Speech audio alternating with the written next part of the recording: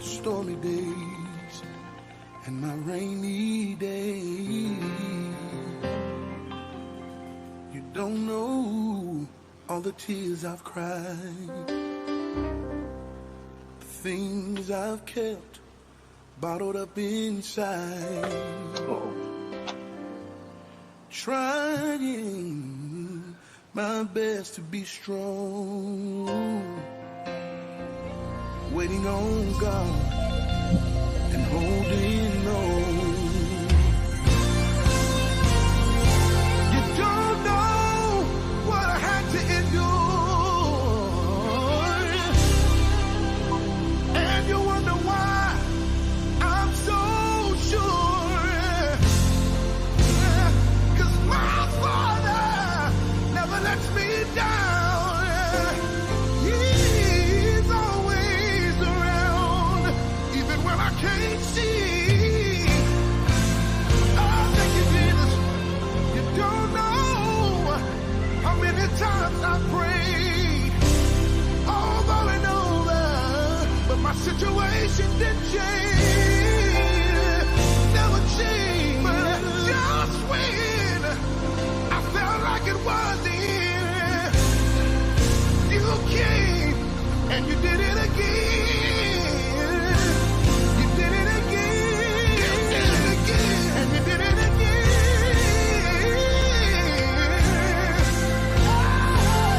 I know you got a story too. How God stepped in and made a way for you.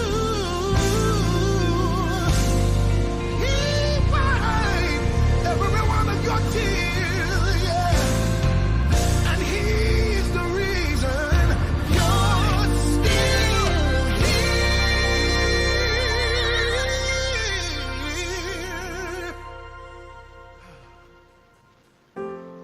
Don't know.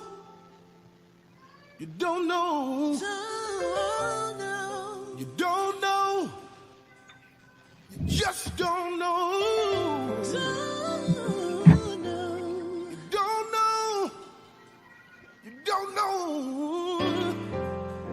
Tell somebody you just don't know. Hey. Don't know. Don't know. Don't know.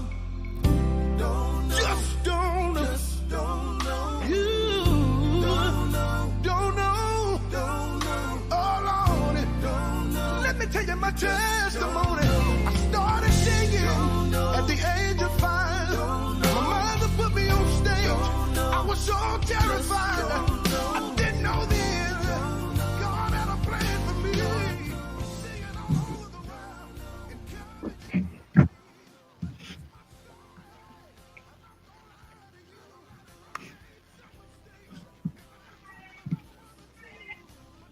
Hello, hello, and welcome to the Ella Johnson Show. I'm your host, Ella Johnson, and I am so excited to be here today.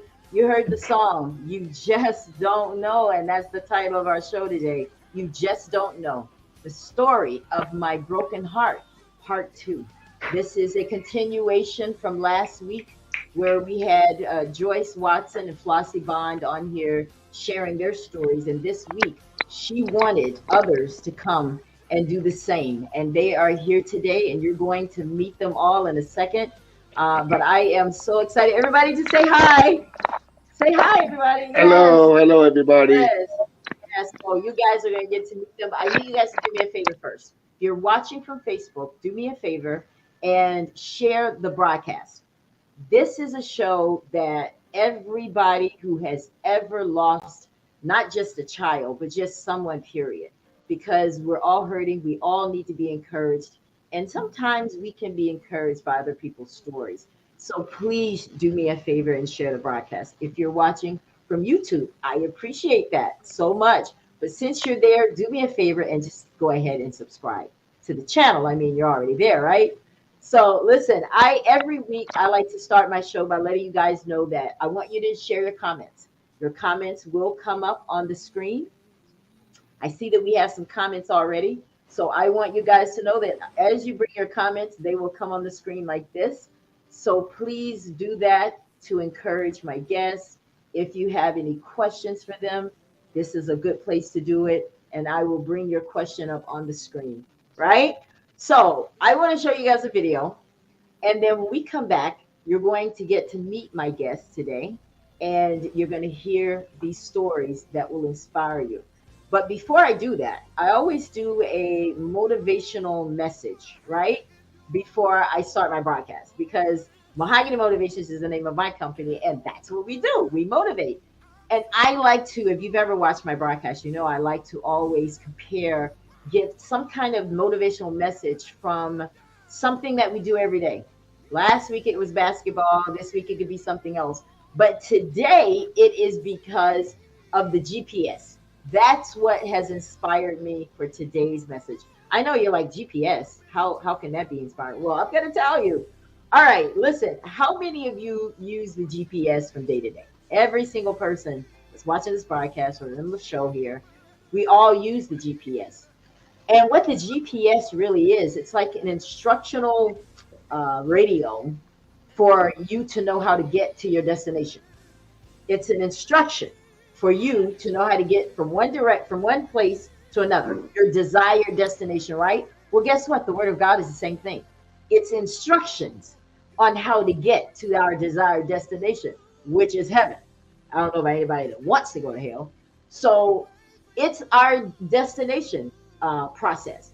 The Word of God, just like the GPS, is your destination process for getting to the next place. But here's the difference in how we differ from the GPS and the God. Now, we have a lot of faith in the GPS, but do we have a lot of faith in God? Let me show you how we fail. Because with the GPS, it gives you a road that you have to go down. You are not familiar with that road a lot of times, right? You don't know what you're going to get when you go down that road, but we trust that GPS. Sometimes God takes us down a road that may be bumpy, that we're not familiar with, but we have a problem trusting Him. Y'all get it now? GPS, God. You'll think about it this week when you think about the Ella Johnson Show, right? But I just like to bring you guys with a motivational message each week, and that was ours for this week. But I have a video that I put together for my families here today so that they can remember their loved ones. And I want you to watch that video. And after that video, we'll have an introduction video, and then we'll be right back. But during this time, I want you to share the broadcast, get something to drink, and we'll be right back.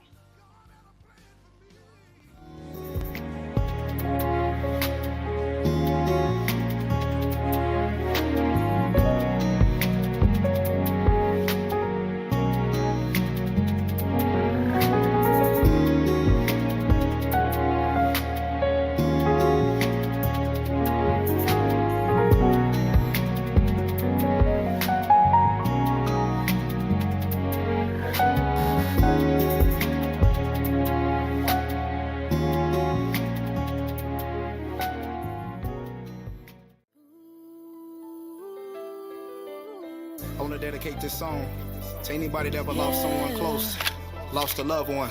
There's no broken heart that heaven cannot heal. But the preacher, boy. Since you have been gone, my life ain't been the same.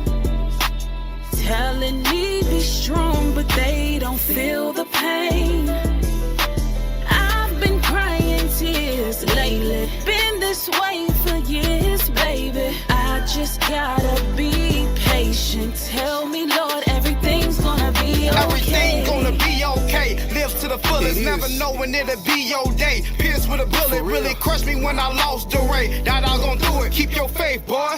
Everything's gonna be okay. Remember all the memories about how you grew up. I know it hurts to lost a brother, man, cause I lost two of them. Whole emotion was a struggle, man. I almost had blew up and all those snuck up in the crash, man. That was just too much. Life's too short to hold a grudge. Life's too short to fight with blood. Even though you talk about me, though, I still forgive you, cuz. To be absent from the body, to be present with the Lord. Rest in peace to Billy Young. He took off just like a dove. Since you have been gone, my life ain't been the same.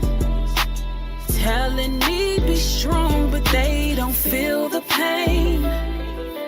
I've been crying tears lately, been this way for years, baby. I just gotta be patient. Tell me, Lord, everything's gonna be okay. Take a stunt just to reflect. Don't put no drink up a foul, no blunt. Show some respect. The enemy, he wanna make you regret. It's just a test, and just know that you're blessed.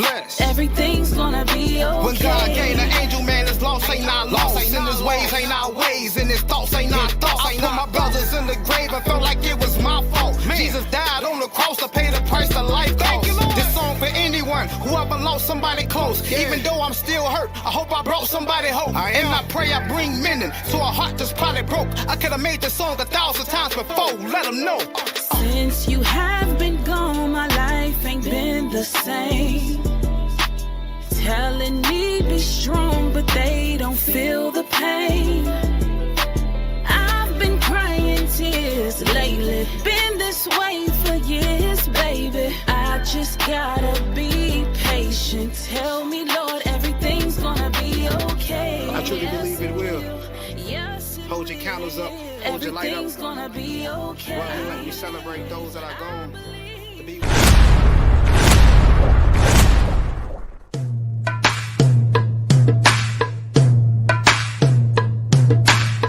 It's time for the Ella Johnson Show.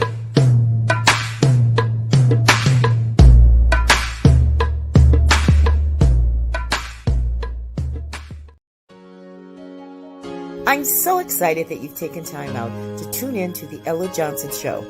I hope you enjoy the broadcast. You may laugh, you may cry, but I hope you'll be moved by what you hear. So sit back, relax, and I'll see you at the end of the show. You know, one day someone asked me, Ella, why do you like to have talk shows? Why is it so important for you that people come onto your show to tell their stories? I said, because people have to understand that things don't happen to you. They happen through you. So I like to be that platform for people to be used by God. And now it's time for the Ella Johnson Show, where we set the table for real talk conversations. Stay tuned.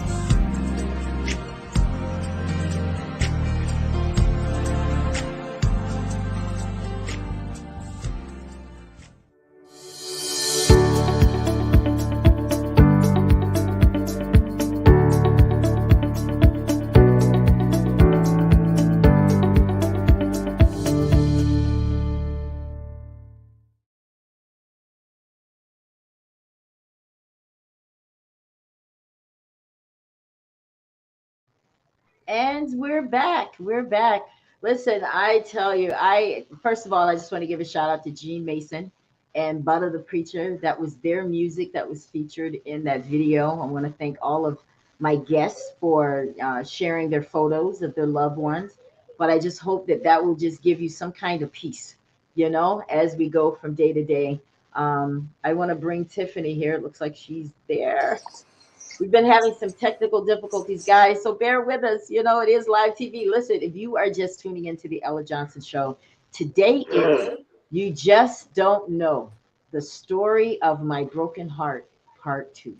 And this is a do-over from last week because we had guests last week, and we got a response of different people wanting to share their stories on the Ella Johnson Show. So we're back again, and we'll be back next week as well.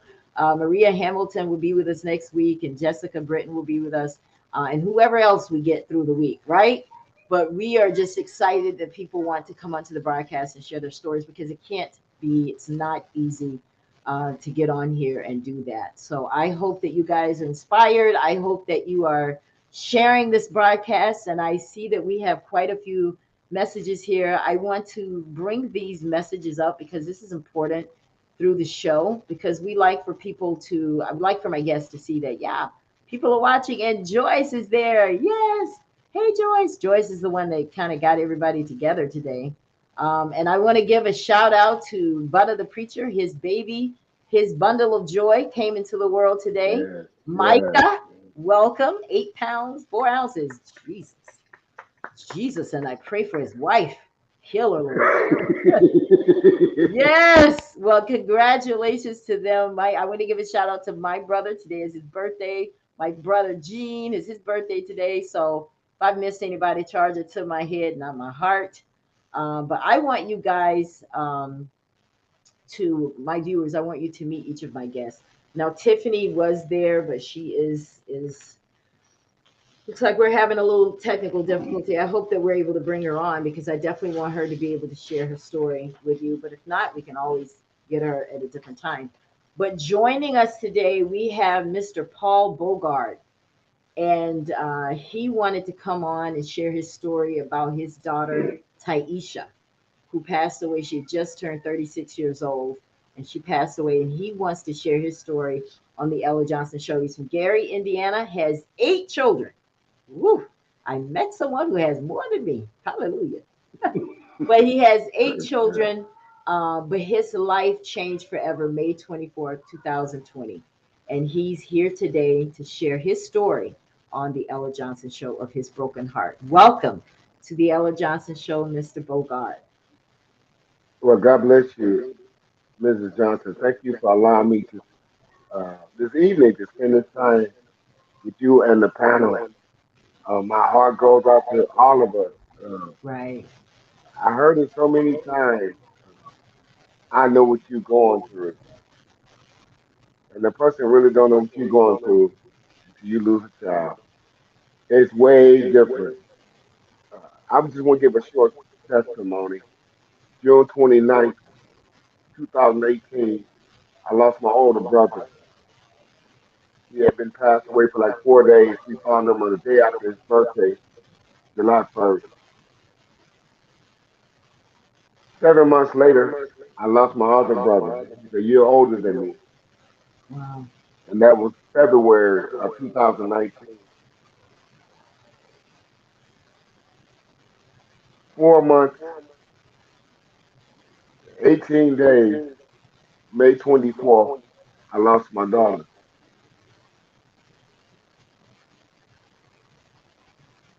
June 5th, I lost my only sister in 2021. As the year 2022 entered, I was afraid of what and who would be next. But I want to back up a little bit because from 2018 up until this to this date, I have got so closer to God. Yes. I have got so closer to God. Uh, I just got a license to become a minister back in October. I got I was belonged to a church for 16 years, and the Lord asked me to move to a different church. And ever since I've been in this new church of mine, I'm talking about peace of mind. I'm talking about God's grace, His mercy, like everything following me. And this year, 2022, it will be my first time since my daughter passed away, which I celebrate holiday. I didn't have a barbecue. I haven't celebrated nothing. I went into Indianapolis for the 4th of July to be with my grandkids, but with her kids. And I went by her old house where she used to live. And she had told me in the spirit realm, people said the dead don't talk to you, whatever. I heard a voice that sounded like hers. I know, I know the dead can't talk to the alive. I am a man of God. I know that. But her spirit spoke out to me and told me, Pop, I'm all right. So go ahead, enjoy the holiday. So I was able to, it was the day before the 4th of July. I was able to go there, and we had a pre-celebration, fireworks, and the barbecue and everything. So I got a chance to live again. Yes. I've just been existing, but I learned how to live again. Amen. Uh, That's a beautiful testimony. That's beautiful. yeah, but I really don't want to go in detail, but I do want to let you know what happened to my daughter. We'll definitely get to that. Okay. Let's meet everybody. Yeah, let's go ahead and meet everybody first, and then we're gonna definitely get to that. We want to hear about it for real. Yes, For ma'am. real, for real. Yes, sir. Tiffany is here with us. Tiffany Davis. She is out of Gary, Indiana. She has 4 children, and she's here today to share her story of her 3.5-month-old daughter who passed away, Miss Janelle. And she's here today to share her story with us. And she's still grieving. So she needs our support. She needs our love, our prayers. Welcome to the Ella Johnson Show, Miss Tiffany.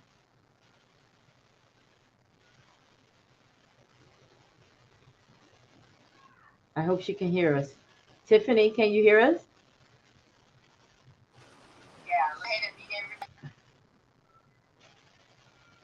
Tiffany, are you there? She might not be able to hear us, guys. Because like I said, we have been having some technical difficulties today. But if Tiffany is able to hear us and rejoin us, but she is here and she's on our broadcast. Then we also have Miss Vanessa Lopez. Oh my God, the woman. You know what? When I see you, Vanessa, I think this is the woman with the good-looking son. When I see him, just as handsome as he could be. But she lives in Jacksonville, Florida. He's beautiful. Yes, He's beautiful. he is. He really He's is. beautiful. Yes. And she's from Indiana. She's been married to Guy Lopez for 2 years. She has 2 children, of which one of those children was is Jalen, and she is the founder of the Jaden L. Hunter Foundation. I've been saying Jalen, but Jaden. This woman is Jaden. amazing and doing Yes. amazing things. Thank I'm you. so Yes. inspired by you, Vanessa. Thank you. I'm Yeah. inspired. Man, you're Thank you. doing it. Aw, I love I it. love it. I love it. Thank Well, you. she has a foundation, Jaden L. Hunter Foundation. And later on, we'll get that website so that all of you can be a part of blessing her organization with a donation. But she also has a toll-free number to her foundation, 1-833-721-0992. And they provide 24/7 grief support for anyone that's hurting. So if you're out there and you are hurting, I need someone to do me a favor and type that phone number in. But it's 1-833-721-0992 is the number for her 24/7 grief support line. Vanessa, And- please share it in the comments. Yes, yes.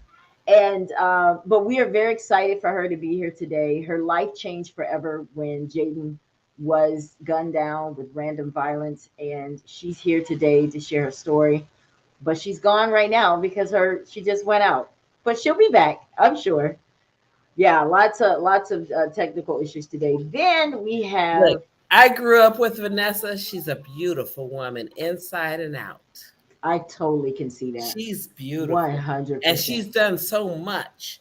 There's a grief Aw. hotline, right? Yeah. She established a grief hotline. Not only did she establish a grief hotline, but she's given several events that incorporate us other mothers into it. Yeah. Vanessa is awesome. Thank you. Aw. There she is. She's back. I'm telling you, this devil is There you trying. go. He can't. Ain't he doesn't want it heard, but that's all right. He doesn't want my story heard today. Oh yeah, he's got a real one today because we'll sit here all day till we get it. That's how it. that is. So you That's might as well go somewhere else because we're going to get this done, right? Yeah. Well, In the you name heard. of Jesus. In the name of Jesus. You heard Miss Kara. She said she sang your praises, but I can say now, welcome to the Ella Johnson Show. Thank you. Awesome, awesome. Oh wow, there we go again. And last but certainly not least, we have Mr. and Mrs. Wilson in the building. Kara and Alonzo Wilson. They are the parents of Alexis Wilson, who was gunned down by police. Now, their story is very interesting because they believe their daughter was a victim of excessive force. Absolutely. Yeah. Yeah, she's like, absolutely. When you take 52 seconds to ascertain the situation, 52 seconds, and then they were beating my daughter, Yeah. punching her in her face. 100 pounds, a size 0. 19 years old. 19. 19 years old. That officer holstered his gun, took his right step, and the back arm back. He cocked back to hit my daughter. Well, they're both here today to share their story Yes. with all of you, as hard as it is, but they are fighting back, and they're here to share their journey with us here on the Ella Johnson Show. So welcome, Mr. and Mrs. Wilson, to the Ella Johnson Show. Hello. Thanks for Well, I just want to first of all say thank you to you guys for agreeing to come on my show to share your stories, because there are a lot of people that really are still hurting from the loss of a loved one, whether it was a child, a mom, father, back to back, like what we heard with Paul. I had no idea that you had so much, Paul, but you know, there's so many people that have experienced this back to back death in their family. One of our guests that was supposed to be here today experienced death just this morning and was not able to make it. So it's I heard about it. Like Paul said before, you know, a person can say, I feel your, pain. You know, I understand what you're going through, but unless you are in that club, a club nobody wants to be a part of. And like I said, we're no better than anybody that lost a child. You know, although our daughter is special to us, and she's every child. She's the world to us. Yes. We're no better than any other parent that lost a child. But until you're in that club, you really can't understand what it's like going through. You get what I'm saying? So Lexi, Lexi is she's just like the other babies that was lost from parents. She's just like them. And we're no better than their parents. We pray for them, like I'm sure they pray for us. Right. But that's a club you never want to get in. That's all I'm saying. You don't want members. Yeah. Don't want members. That's an equal club right there. Yeah.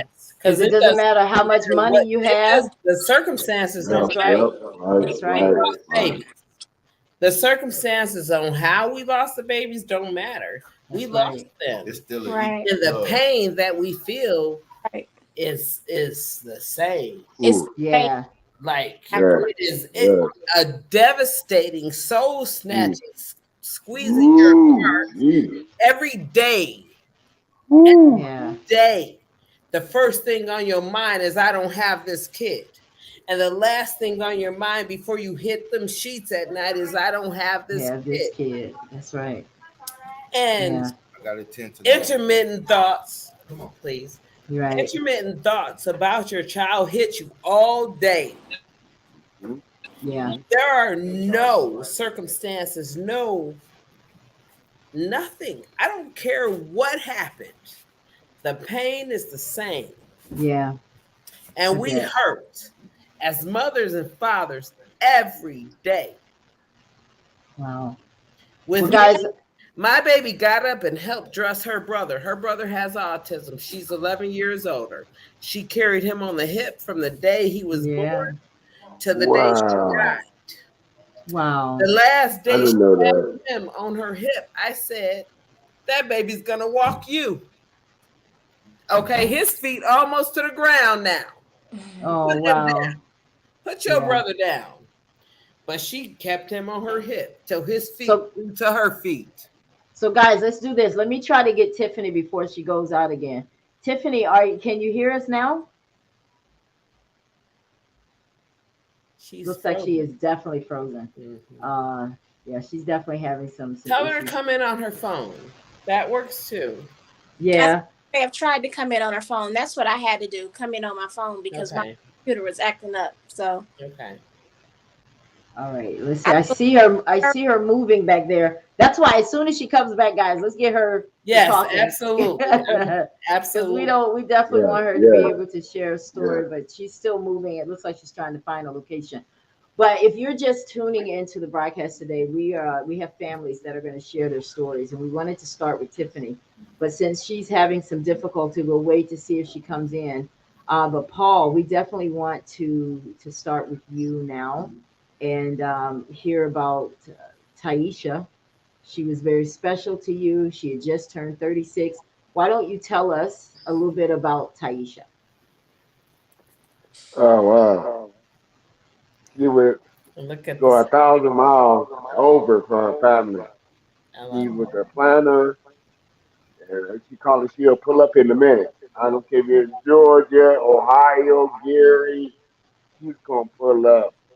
At least 3 weeks, 3 days out of a week, she would come to Gary. And I just want to say this: Taisha wasn't my biological daughter. I met her mom when she was a month pregnant. And I'm the one that cut the umbilical cord, and I'm the one that raised her.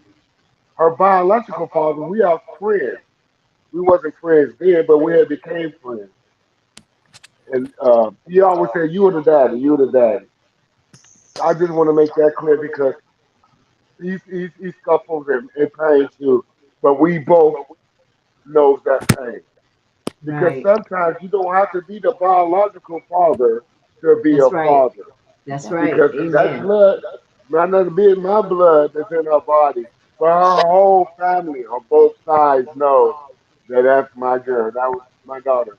She would come way to Gary and come here before she goes see her other family. A lot of Aw. times, mostly all the time. Right. Uh, with God be the glory. I just want to tell you what happened that particular night. Well, let's That really find out a changed little my. bit. Let's find out a little bit more about her. What Okay. were some of the more special moments that you shared with Taisha? Oh God, so many. When her daughter turned 1 years old. Oh, by the way, we stayed in San Diego for 20 some years. Uh, her daughter had turned 1 years old, and Hmm. she must have spent like $5,000 or $6,000 for this birthday party. Oh wow. And everybody was saying, the baby ain't gonna remember. The baby ain't gonna remember. She said, but y'all will. You know how much I love my baby. Aw. And that's a moment that I would share for the rest of my life. That smile that she had on her face. Because everybody was so amazed for all the things that she was doing for her 1 year old baby. Aw. Do you And know so many what? good memories of Yeah. her loving all her kids. She loved all her kids and just a family person. Family function, she's gonna be there. She organized everything. I wouldn't have this problem with my phone if she was still here.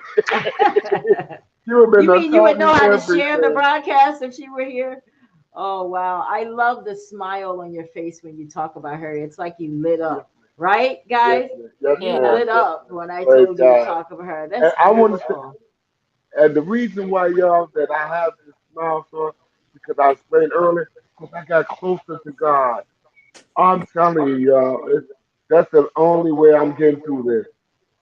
Is the closeness with God, and I can still hear her say, "Pops, keep that smile on your face. Keep smiling. Keep smiling." So now we can talk about the day when she was taken away from you. Lead us up to that day. When was the last time you saw her? Let's talk about that first.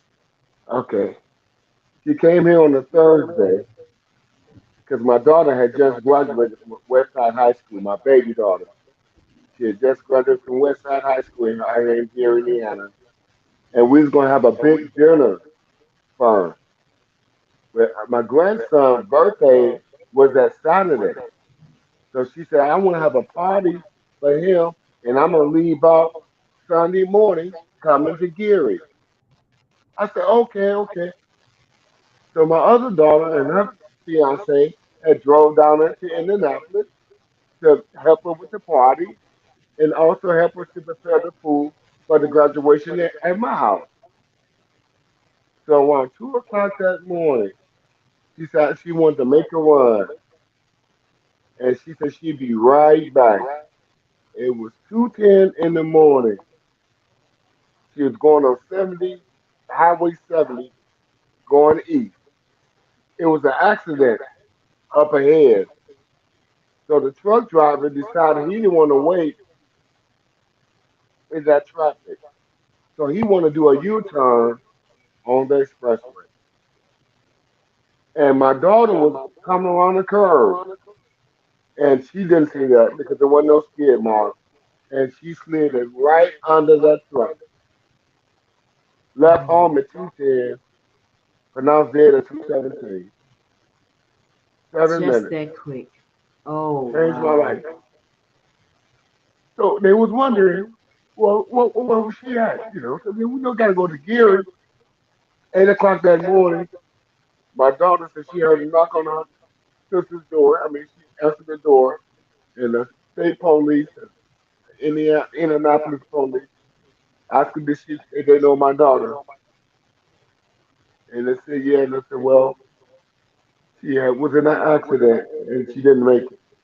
Oh, So while we were here preparing for a graduation party, all excited for my baby daughter,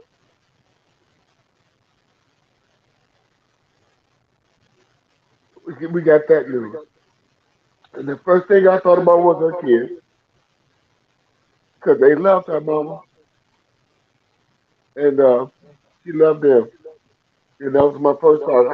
I tried to speak to all the kids, and of course they was in all the world they own. Just didn't believe it. They just didn't believe it. And that was the start of my journey. Not only from losing my brothers and my one and only sister, but with losing my daughter was like a dagger in my heart. I just miss her so much. I know it. I know And it's it. about the grace. It's about the grace of God that I can smile again, that I can live again. And I'm encouraging you, and you, and you, and you, and you, and you, and you to get in the Word of God. Because God will get you through it. Thank you for letting me share that.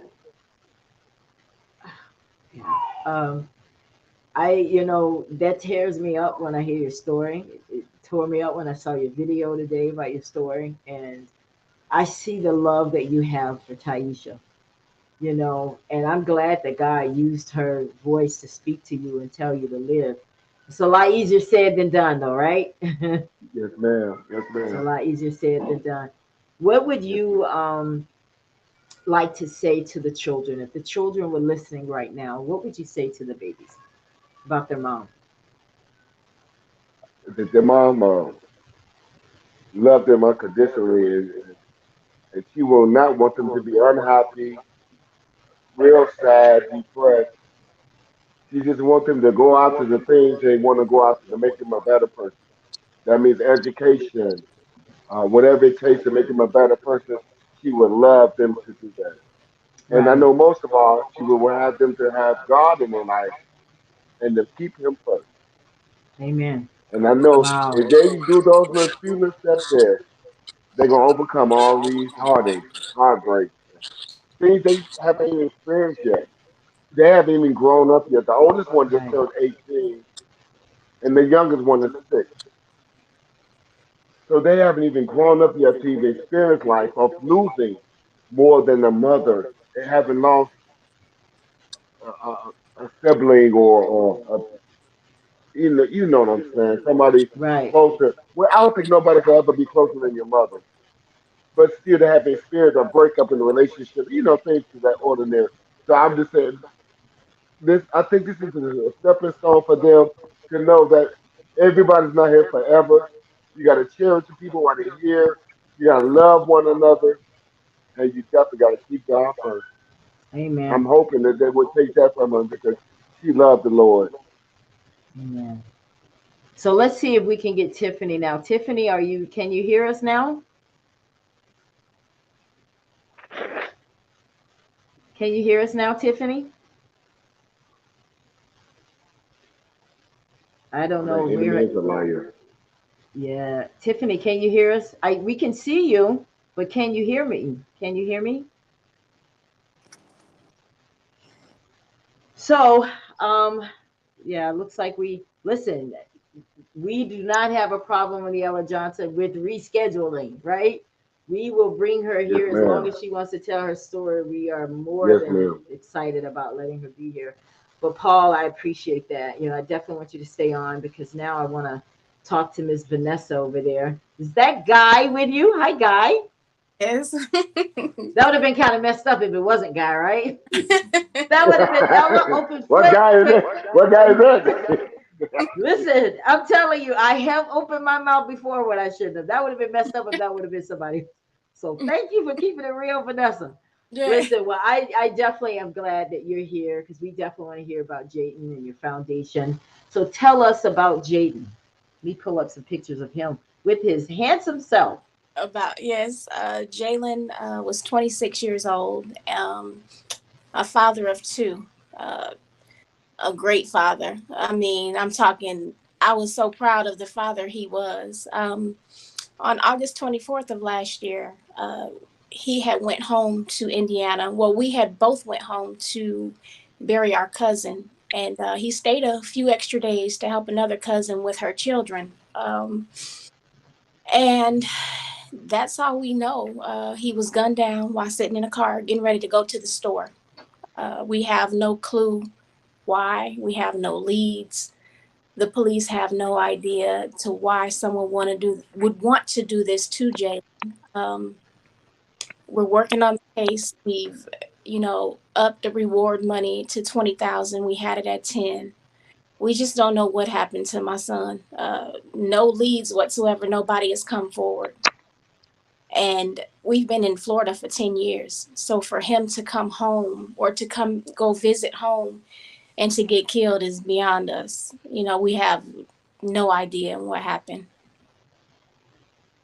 Now let's back up. When I read your story, Vanessa, I said, this is crazy because he was there doing something good. Yes. This is the part that hurts, right? Yes. This is the part that just messes with your soul. Devastating. When he's there doing good, and he could have gone and left, but he stayed to comfort them more. Wow. And he was getting ready to go get some groceries for the family.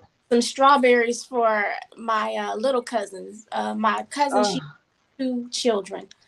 And he thought the world of them. They thought the world of him. So he was going to get them some strawberries from the store.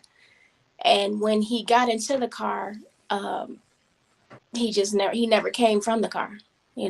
Broad daylight, 5:20 in the afternoon. No one's seen anything. No one claims to have saw anything. Ring cameras. We just have no clues whatsoever. We come from Hammond, Indiana, a very small community. Absolutely. And we love he just came home. Somebody knows. He came home. He got killed at home. Yeah. At home. Mm-hmm. That hurt our entire family. That hurt. It hurt the entire community. At home. The whole time. It hurt. Yeah. Our family is devastated. His children are devastated. I'm devastated. I'm still trying to figure out what happened to my son. He was coming home, that day he was due to come home and he just never made it. We don't, like I said, it hurts. And it's by God's grace that I'm still standing because I can't do this myself. I know. Please don't understand that people say, oh, you're so strong. You're so strong. It's God getting me through this now. It's nobody else because like I said, I'd be in the corner somewhere cuckoo for Cocoa Puffs. Really. I have my days. They're up, they're down. They're good. They're not so good. I cry daily. Please don't misunderstand because people see my strength. I cry daily. I mourn the loss of my child, and it's something that you don't get past. People can say, society says you're supposed to get past this. You're supposed to be here at you can't get past this. There's no way that you get past this pain whatsoever because you never know how you're going to wake up feeling. So talk to us, Vanessa, about the last time you saw him, the last conversation you had with Jalen. The last conversation that I had with my son was the night before he was murdered. And I told him, because we were big for FaceTime.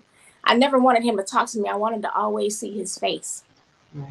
So in that, I called him and I was like, what are you doing? He was like, at a friend's house. I was like, who is a friend? You know, me, I'm nosy. I want to know where you are, what you're doing, Right. how old you are. You still my child. That's and right. Not home. So he told me he was at a friend's house. He was getting ready to go back to our cousin's house. And I said, okay. I said, well, Jalen, you've been gone too long. I said, you know, you've been gone 9 days. I don't feel right. And I told him that. I told him that my husband is right here as my witness. I said, I don't feel right. I said, you need to come home, Jalen. You know, he was like, I am, Mom. I'm coming home tomorrow. So I said, okay. I had his youngest son with us at the time, so he got on FaceTime with him, and they were singing Paw Patrol song like they usually do. And I told my husband, I said, something not right. You know, I said, something's wrong. I don't feel right. I couldn't shake this feeling for nothing in my soul. It was just a deep, dark feeling. So I called him again. I told him, you know, good night. I love him. He said, I love you too, Mom. After that, I woke up that morning, the morning that he was murdered, and I told my husband, I said, you know, I said, I have to tell you this. And he was like, what is it? I said, I don't know why I'm feeling like this. I said, but if something was to happen to Jalen, I said, I don't know if I would bury him in Indiana or if I would bury him in Florida. My husband said, you need to call him immediately. Let him know right now that he needs to get on the first thing out of there. So we called Jalen 3 times. He didn't answer. I said, well, I'll call him later. Wow.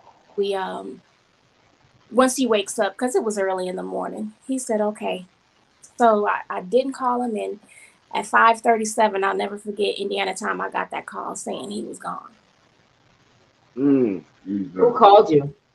My cousin, the one that he was staying with, she called me. It was the hardest call for her in her life. She was the one that had to, she saw him in the car. So she, you know, it's changed her life forever. Not only were they favorite cousins, they were like brother and sister. So, and then her children were also there that, of course, when she ran outside, they ran outside. So they did see my son last. And then my father was the one to identify him. Oh my God. So how soon after that did you go to Indiana? I tried to get out of here that evening, but there was no flights out. So we left at 6 o'clock that morning and got there about 9:30. And we were there the whole time. It was so crazy because there was no one that could have told me that it wasn't a flight going out that evening. I had to just go to the airport to see myself, because even though my friends knew that I wouldn't be able to get on a flight, they couldn't tell me that. So they had to take me there. I didn't pack anything. I didn't do anything. I just went straight to the airport.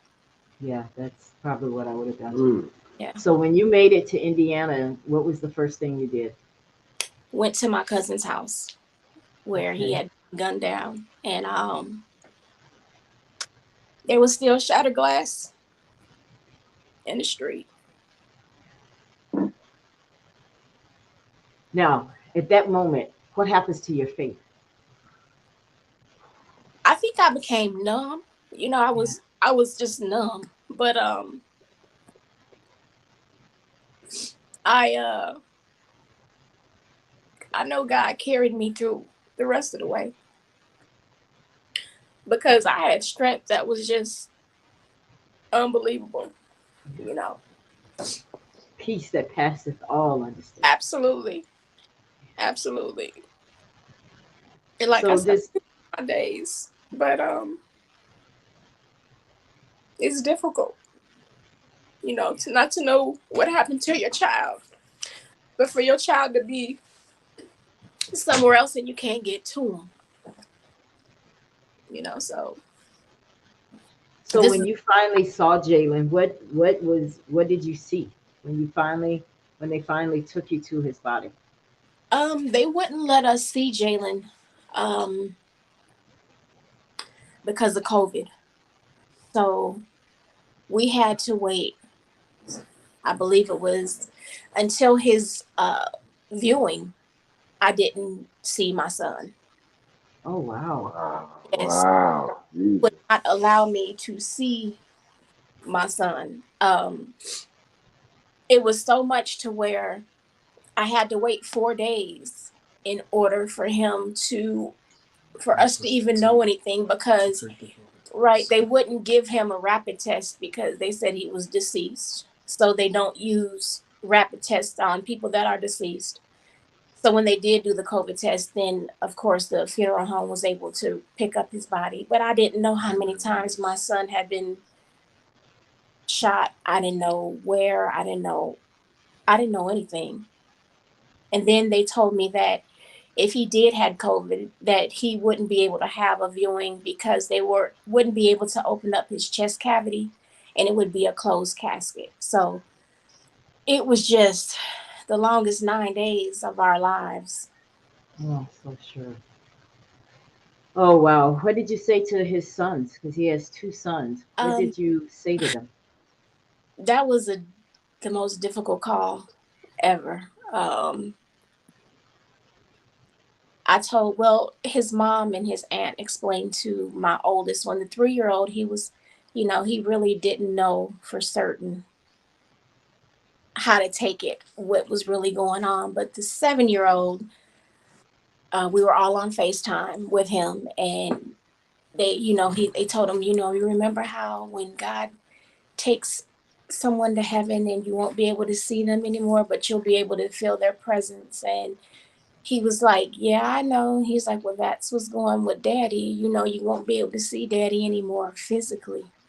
And he just, he cried. He cried. And then there's times when he'll still ask, Nani, why did my daddy have to leave? Or can you mail a letter to my daddy? Or when I leave out of town for a while, he'll just be like, are you coming back, Nani? And I'm like, yeah, I'm coming back.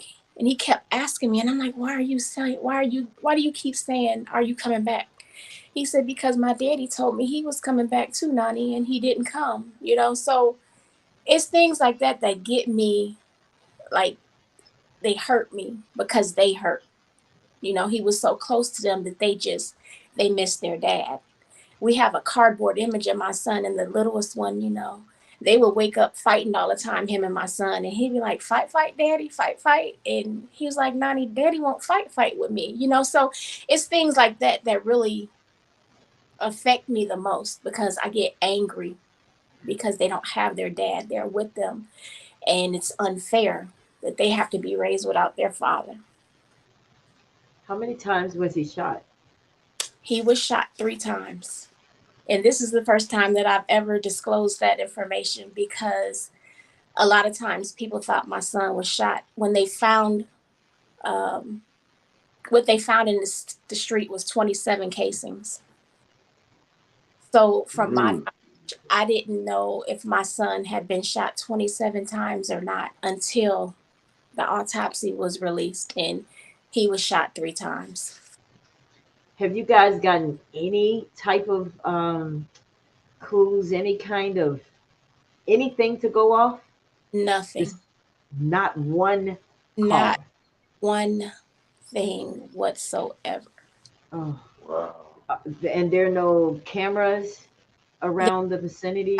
But the way that the Ring cameras were set up, whoever it was, they had on hoodies and masks, so you couldn't see any part of them. Jesus Christ.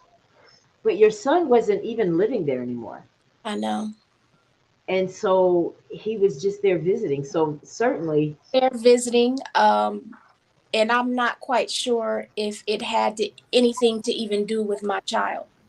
It couldn't have. Yeah. I don't know if it had anything to do with my child whatsoever. It hurts because he came home. Yeah. He got killed at home. At home. Where he should have been the safest. policing got killed at home.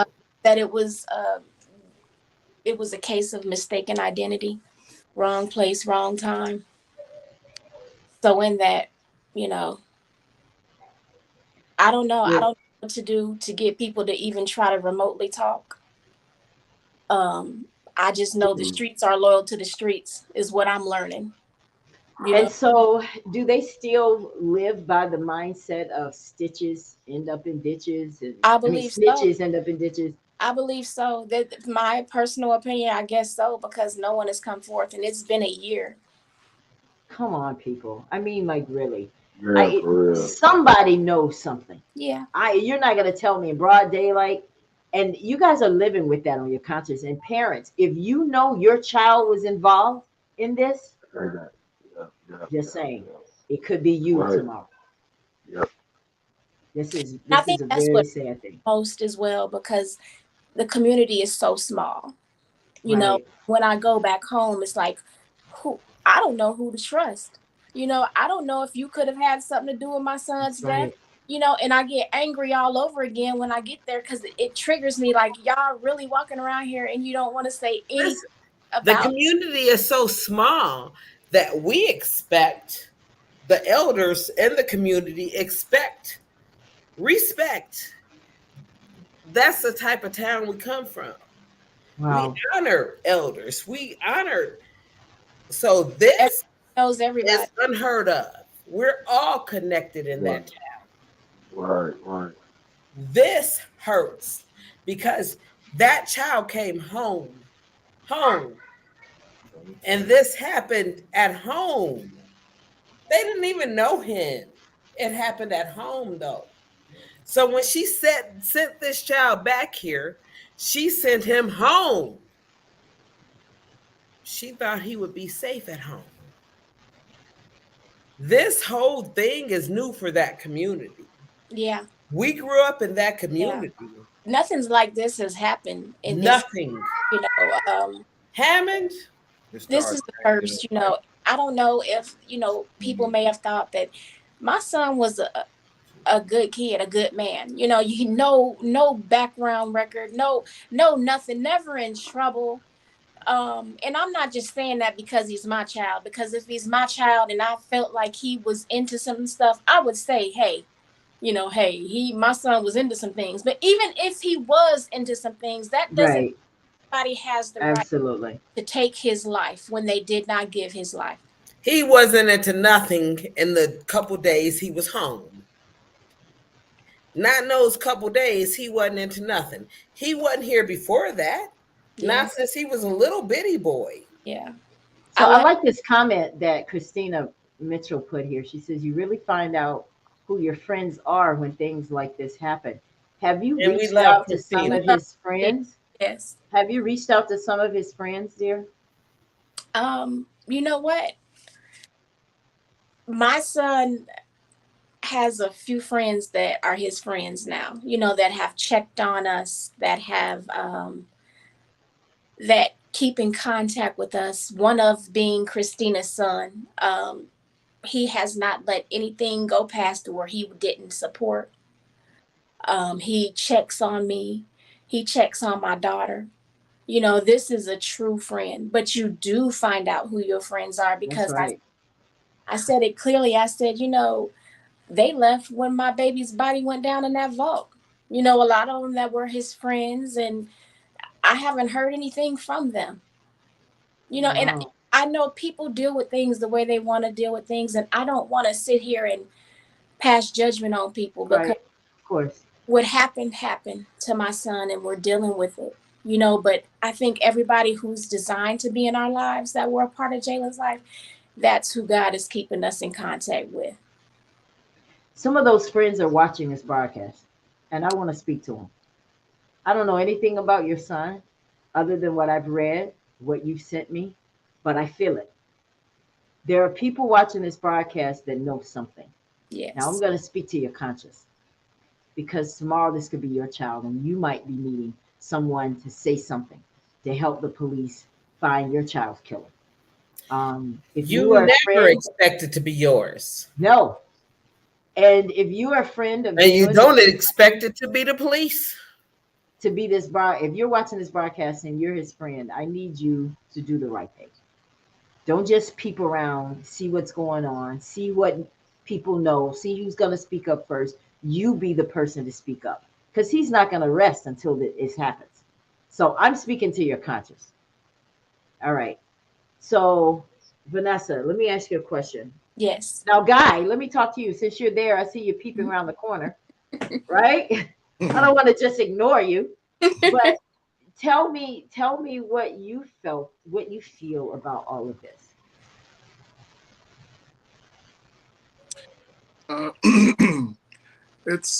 It's been a lot to deal with, and we're thankful that God's, he's the head, and through him, we're finding ways to deal with it, like, Vanessa starting the foundation and, turning pain into purpose. So, so that's, where we're directing the energy now. So yeah, it's been, a long year. Yeah. Oh, I bet. And I know that you're there when she's crying in the middle of the night. And I know you're hurting yourself. So what do you guys do other than praying and the faith that you're exercising? How do you get your therapy other than the word of God? What else do you do to try to stay connected to your other child and the grandkids? Because that's a lot. That's a heavy ticket for you. Right. We spending time with them, spending time with all of them, my daughter, the grandchildren, trying to get out and about, going places, doing things, not just being stuck in the house. A lot of times people don't understand how it can affect your marriage when you lose a child, and we have to stay focused on our marriage as well, because it's days that I know that some of the stuff I say is hurtful to him as well. And I know he's hurting. And I just I have to come back and I have to apologize to him and say, I apologize because I was wrong. But it affects you. Like, he sees the wave. He'll see one day I'll just be fine, and the next day I'm angry. And a lot of times I take that anger out on him. Wow. And he. Well, I want to pray that God will make your heart be like a sponge. Yes. Right? Yeah. Able to take it and just keep moving and continue to love her. Because something tells me you are that person anyway. I do believe that. And I've never met you until now. So I just pray that God will give you the strength to continue to do that. Like, for real. So how do you feel about that nobody's coming forward, Guy? I'm not from Hammond, but every time I've been there, everybody know each other. I grew up in LA where you didn't even know your neighbors. That's so right. Seeing this type of community, when they're talking about each other, they're calling last names for the people that they're talking about, and I just, thought that was, close and crazy at the same time, that they know that much about each other. And then this happened, and they're talking about, we all know each other. They did this. These people aren't from Indiana that did this, because everybody knows everybody, and everybody knows who his mother was, who his grandparents, and who his sibling was, and his aunts and uncles, and I find it crazy that no one's saying anything with knowing all of that, because like I said, I grew up in LA where nobody knew no one, and wasn't nobody talking to anyone about anything. So that was shocked that every time she's there, everybody knows her and no one's saying. Are they investigating though, Vanessa? Are they talking to people? Yes. Forensics?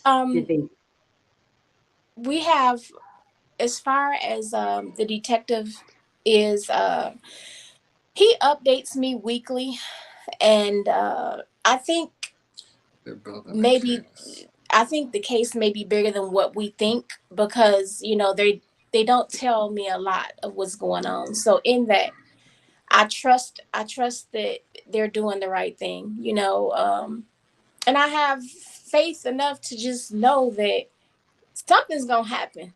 Yeah, I believe it. I Yeah. really, really do. I don't know how or where this is coming from, but I believe it. I'm telling you, we are trusting and we are believing and we are decreeing that this case will be solved. You know, everybody says justice. I don't even think it's so much for justice. I think it's for closure, because like I've told people, I said, I don't know if it's really considered justice when somebody else's child will be in jail for the rest of their lives. You know, is it really justice or is it closure? Because anyway, families are going to hurt. That's right. Nobody wins, really. People don't think about what they do to family. You know, think about how they hurt these families. Even with the person who did this, you don't think about how this affects your family in the long run, because you're going to end up locked up for the rest of your life. You may have children. What happens to your child? You know, is it good that your child is going to see you behind bars the rest of your life? That's not good either. Yeah. God is working on somebody right now. Yeah, he's working on somebody. Absolutely. Because it takes just as much courage as it does to come and tell the truth that as it did to pull that trigger. Absolutely. Did they steal anything from him or they just shot him? We're not sure. Okay. We don't have his clothing or his belongings yet. So we don't know what they may have gotten from him out of his pockets. We don't know anything. We're still waiting on that. I've asked for his clothing articles. I've asked for certain things, phones, and they won't release it yet because it's still under investigation. Still under investigation. Yeah. So who are you angry at the most? You know, I can answer that question. At first, I was angry with God. You know, I was angry. I was like, why would you allow this to happen? You know, you said you would protect my family. You know, I've been a believer a long time, and it's like, why would you allow this to happen to my child? I'm angry with my son. Like, why didn't you leave? You know, it's so many mixed emotions. I'm angry with myself because I didn't make him leave with me. It's a never-ending battle in saying who I'm angry with. You know I'm not angry. I'm angry. Sometimes I get angry with people in the community because I'm like, I know you know something. So it's an all around, you know, issue with who I'm angry with. But at the end of the day, I can't be angry with anyone. You know, all I can do is continue to show love, and, you know, and I can't change the person I am just because of this situation that has happened to me. We can be mad at the devil, though, right, Paul? Yeah, we can be mad at the devil. Yeah. He gets no glory recognized anymore, you know, because you thought this was going to kill us and break us, but it's not. It's not going to kill us, break us. We're going to be stronger. You know, we're growing stronger, and we're helping other families deal with this same thing. So where you thought the enemy, he thought he was going to destroy us, but he turned it around. God turned it around for everyone's good. Actually, girl, what you said? What I know about Vanessa. Yes. What I know about Vanessa. So she and I have been friends since we were kids, and what I know about her is she's always been devout. She's always been Christian. She's always stood up in the church. She's always been there. So I get your anger. Yeah. I get it being like, I've done so much and I've been there, and I preach your word and I say these, you know, and this happened to me. Why did this happen to me? That's the biggest question that all of us as parents have is why? Why my child? You know, why is this happening, or why did this happen? And you know, it seems like Joyce shares your same sentiment on that. She said that anger is my biggest obstacle. It is. It's, you know, and to his children to lose their dad, and he was so active in their lives, you know, it's like, okay, right. It's just, it's not fair. It's why? not. Why? Right. It's not. That's the same question. I needed this. Yeah. They needed this.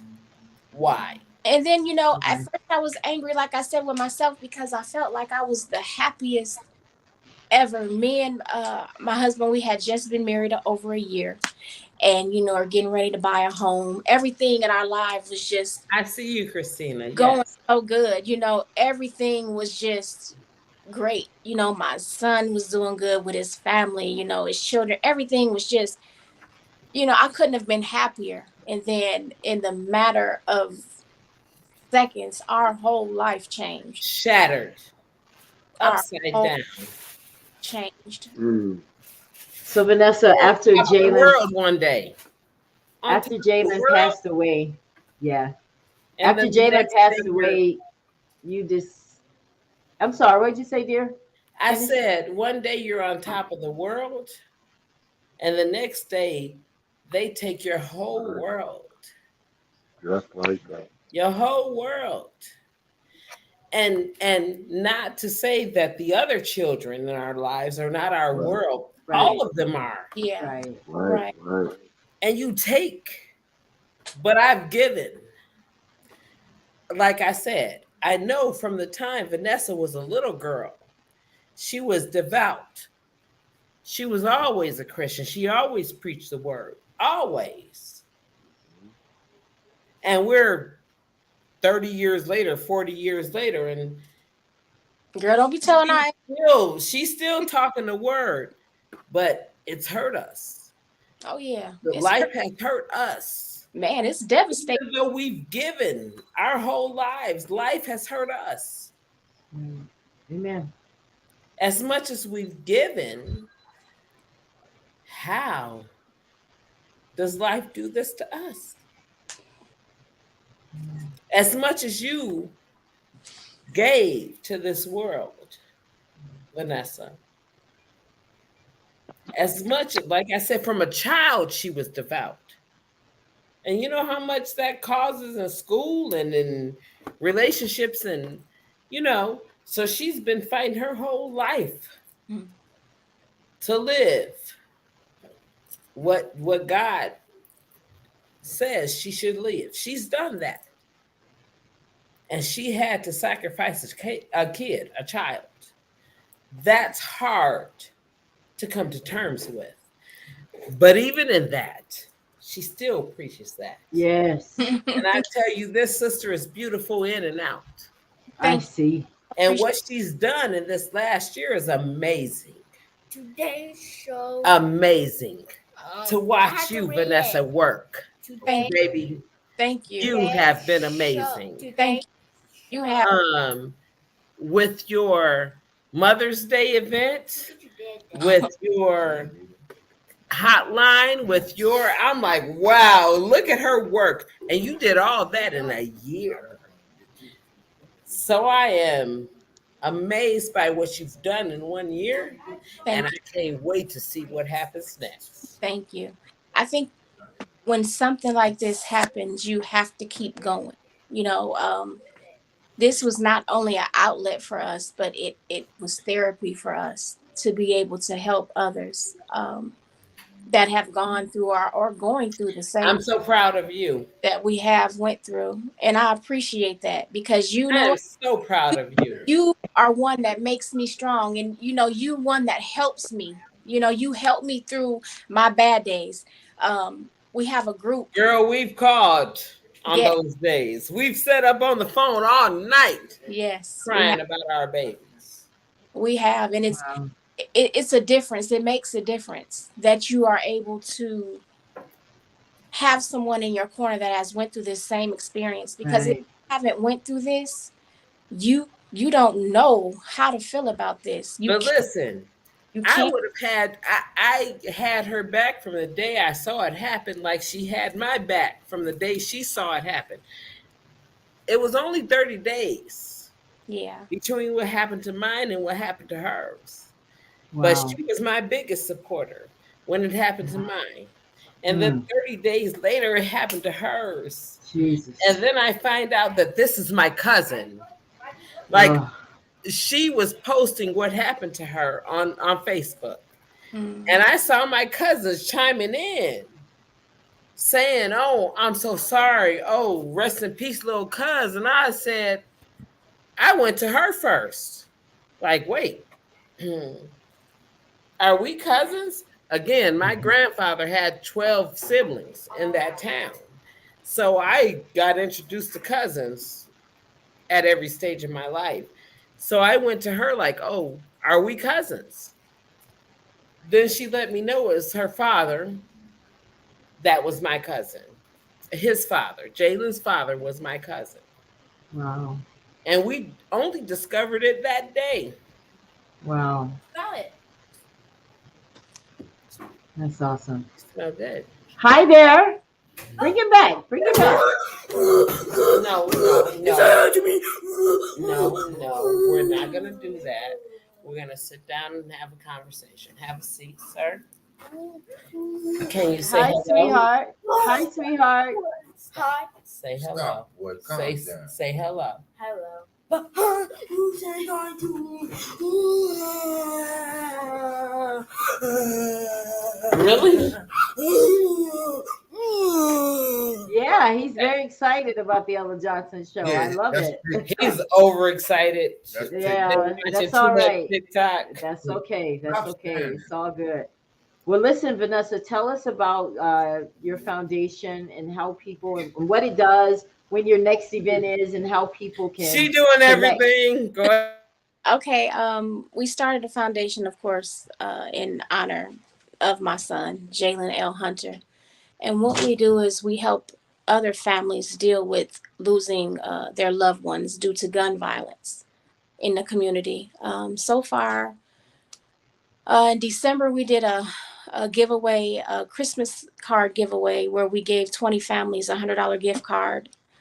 After that, I think after we did that one, we did a Mother's Day brunch for the mothers who have lost their children to gun violence. Wow. And then we started our grief support hotline. And our next, we did do a support group. The end of July, I believe it was, that we did a support group where the mothers came together, or anyone who wanted to come together, and we had a grief coach there, which she's excellent. I will say, I'll put her name out there, Marcia Mack, your favorite grief coach. And she talked with us and she shared with us on how to deal with this thing called grief. And the name of it was It's Okay to Grieve. So in that, it helped a lot of women. I think we had about 10 ladies there at the time. We did a smaller group because we had activities that we did do. And people were able to share their feelings and their emotions. And it was just, it was awesome. We're getting ready to plan another one, I believe, here in October. I'm also doing something with Ms. Joyce while I'm part of her, the prayer conference that she's getting ready to have, Lean on Me. Yes. I'll be there with her. I want to thank her for allowing the Jalen L. Hunter Foundation to be a part of that as well. So we're just trying to keep it out there, keep busy, just help help families, help the community, because it's not going to stop. It's going to continue, and we got to keep. And I'm so proud of you. Thank you. Thank you so much. Thank you. We just out there, and like I said, this is my therapy as well. I think it's beautiful because I meet a lot of people that have lost a child or whomever, and they start foundations, to help other people. And I know that has to be very helpful with your own grief. Yes. Is when you're helping, you're seeing these younger women like Tiffany. Tiffany, if you are still watching the broadcast, I definitely want to connect with you after the show. I see that we weren't able to get you back, but I do want to talk to you because you've been on my heart and in my prayers. So I really, really feel like I need to talk to you today. So let's definitely connect when the show's over. All right. But I think it's good when you're helping other people because you're seeing, I'm sure you're meeting people whose situation is a lot worse, similar. Yeah. And you're just like probably so, you can't believe that this stuff is really happening. Yeah. Really, I know I can't believe it. When I met Joyce and started researching and finding, I was like, oh My God, there are a lot of people. We still can't believe it ourselves. Yeah. Vanessa, do you wake up every day and say, I can't believe this happened in my life? How many times do you say, I can't believe this happened? I can't believe this is happening. How many days, how many nights we wake up, the first thought is my child is gone. Yeah, it's difficult. You go to bed and the last thought is my child is gone. Yeah. Every day, throughout the day, every smile holds tears. And that was one of the things that, you know, I deal with and I battle with, but that's our motto for the foundation is turning pain into purpose. I saw that on your website. I love it. Yeah, it is. It's turning pain into purpose, turning my pain into purpose to be of assistance and help to others, because this thing is not going to stop, and people need help. You know, people need to know that you care, not just parents, but even siblings of, you know, children need to know that you care. That's right. You know, this community, it is so, I don't even know how to explain it, but these kids need help. They need guidance. They need structure. They need balance. They need all of these things. And if you don't care about them, or you're not showing that you care, then they don't care. How many kids do you have in your organization, Vanessa? You know what? We don't really have children in our organization right now. Right now, it's just I'm running the organization. It's just me. But I know that it's gonna be big. You know, I know that people are gonna come out and they're gonna want to help. I have people that have volunteered, and it's gonna be bigger than what I could even imagine, because someone's gonna always need help dealing with you're this doing thing. that. I love it. I know. You know, well, and you're in before, Jacksonville. Yeah, and I'm in Orlando. But she traveling home for everything. Oh, wow. She's doing everything at home in Hammond, where she grew up, and we're where incorporated in Indiana as of now. We're incorporated. Oh, okay. We're not This girl has been home yet. too many times. Like you need to invest in the airline, because she is buying a plane ticket every other month. We're incorporated in Indiana so far, because that's where my son was killed. But we plan on being incorporated in Florida as well. We're just waiting. Right now, Indiana is our focus. You know, Indiana is our focus because I know the community. I know the people. I've gotten to know the people. And Ella, before this, I wasn't even a speaker. I didn't know anything I was so shy, wouldn't talk to people, wouldn't do anything. But it's a boldness. It's a boldness that right, baby. That God will release. You know, it's a boldness that God will release to help other people. So if this was what I was designed to do, then as long as God leads me, I'm going to do it. That's it. You know, if this is what I was designed to do, then we will do that. And I say it often. I said, if it took my son's life to save someone else's life or to save this community, then all is well. And that's what's on my son's headstone, all is well. And this is what I stand on. And this is what we focus on. All together. All things work together. Yes. Yes. Well, I want to definitely move on to Mr. and Mrs. Wilson, guys. Yes. Wow. Your story is heart-wrenching. Before we get started though, I want to share a video with our audience that I pulled from the internet about your story and your daughter. It's the body cam footage that happened the night Alexis Wilson was killed. This body cam video is both dramatic and disturbing. It shows adult police officer opening fire on 19-year-old Alexis Wilson just moments after she drags his partner with the red minivan she's driving. Shots fired! Shots fired! The confrontation happened last Tuesday. An employee at Baba's Famous Steak in Lemonade called 911, claiming a woman, police identified as Wilson, was threatening workers with a gun at the drive-thru. The restaurant and drive-thru had been closed for about 20 minutes. There's a customer outside and they have a gun and they're banging on the drive-thru window. Security camera footage from the fast food restaurant shows police arriving on scene. Both Wilson and her male passenger are asked to get out of the vehicle. The footage from the officer's body cam shows while the man complies, Wilson does not. I'm naked. But cover yourself up with that robe or something. Investigators confirm Wilson was only wearing a shirt and a house coat. The impasse continues for a few more minutes, but as the officer on Wilson's passenger side enters through the vehicle's open window, presumably to take her car keys, Wilson speeds off, dragging the officer.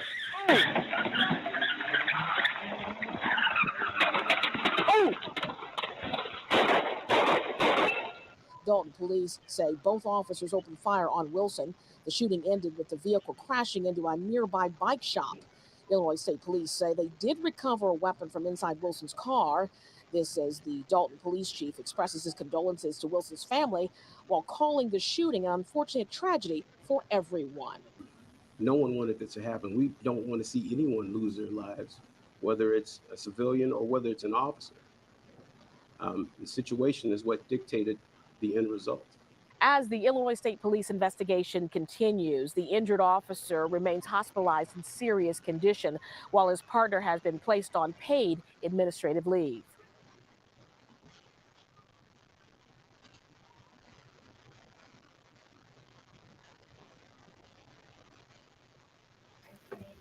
They lied. What? Everything they said was a lie. They lied. Yeah. They tried to justify killing my child. They lied. Thank you, baby. I know that was hard to watch. They lied. I didn't watch. We walked away. We already know. 52 seconds. Wow. Wow. 52 seconds. He showed up. They presented weapons. Yeah. She put her hands up. And they yelled at her for 50 seconds. And then he holstered his gun, cocked his right leg and arm back. He was not reaching for keys. When you cock your arm back, did he cock to reach for the keys? No, he cocked to punch my daughter. She was 100 pounds, size 0. Size 0, 100 pounds. This 240-pound ex-cop, or not ex-cop, ex-military. He was in the military. He was a football player. Delivered a whole punch to a 19-year-old, 0 size, 100-pound girl. I saw that. She was confused. Yeah. The restaurant took her money and did not give her her food. And that's why she was hostile. But when they said wait, she sat back and she waited. We got an ice cream, or I got an ice cream cone. Talk to daddy, baby. She was waiting for her order to be delivered. And they surrounded the vehicle. Okay, so in the video, you're going to see my daughter say, what did I do? Yep. Why do I have to get out? Yep. They took my money. They didn't give me my food. She thinks they're there to sort out right and wrong. They didn't give a fuck what it was. They didn't care what was right or wrong. They were there to get her. Now, when she screamed, she was not dressed. There was a woman. There was a female cop on the other side of her. On the other side of the vehicle. He could have easily called her over. Ma'am, she's not dressed. But no, he didn't do that. He started punching her. And even when you watch the video where they said she was hitting cops, dragging cops. When you watch the video, didn't see that. She even tried to veer around. Yes. Yep. They pulled up and blocked her. Yeah. So she even looked for a way to get around it. Meanwhile, that other cops in the car, and she don't even know it. She just trying to get out of there. So she tries to veer around, see she can't veer, and then she drives straight through. As she hits the end of the driveway, 20 seconds later, she turns the steering wheel. Her hands are at 10 and 2. When she hits that corner, she sees that cop that jumped in. She didn't know he was there. She was not trying to harm nobody on the scene. She just wanted to get away from the cop that was punching her within 50 seconds. In 3 minutes, she looked at this cop. She started screaming, and he filled her with bullets. 2 right here and here. He put bullets in her head. That's a decision. That's an execution. He was in the vehicle. It was a push button start. He could have pushed a button. That would have stopped the car. He could have shot the engine out. But he executed my child. Executed my 19-year-old daughter. Executed. That's an execution. You chose to put those bullets in her head. You chose to jump in that car. You chose to punch her. When it was, as he pulled up in those 52 seconds, he could have said, ma'am, she's not dressed. Please come the female officer on the other side, please come escort her out the vehicle. Ma'am, we got a call. He didn't explain nothing. Right. Yeah. He didn't get out. What did I do? Hands up. He holstered his gun, took the right step back, and cocked the right arm back. That is not reaching for keys. That's an assault. When you put 2 bullets in her head, you executed her. She was an organ donor, and they left me nothing to donate. Not one organ. Jesus. They killed every organ. I meant for her life, if ever, my life, if ever it's ended, to benefit other people's lives. But you killed everything in her that could have benefited other people's lives. Hold up. Day 1, she dragged cops. She weaponized her vehicle. Day 2, they were hiding the body. Right? I sent you. I didn't want to ID my baby's body. I sent her daddy to ID her body. And they hid her body for days, weeks. By the time we got to her funeral, she was killed July 27th. Her funeral was August 9th or 10th. But 3 days before her funeral, we're still trying to secure the body, thinking we're going to have to postpone the funeral. Because they did not even turn over her body yet. They hid her body for days, for weeks. They moved her from, remember they said you couldn't come to the coroner's office because they sent it to the hospital. And then it was under investigation. So he couldn't ID her. They sent her to the hospital. Then they sent her back to the morgue. And every time we looked for her body, we could not sustain.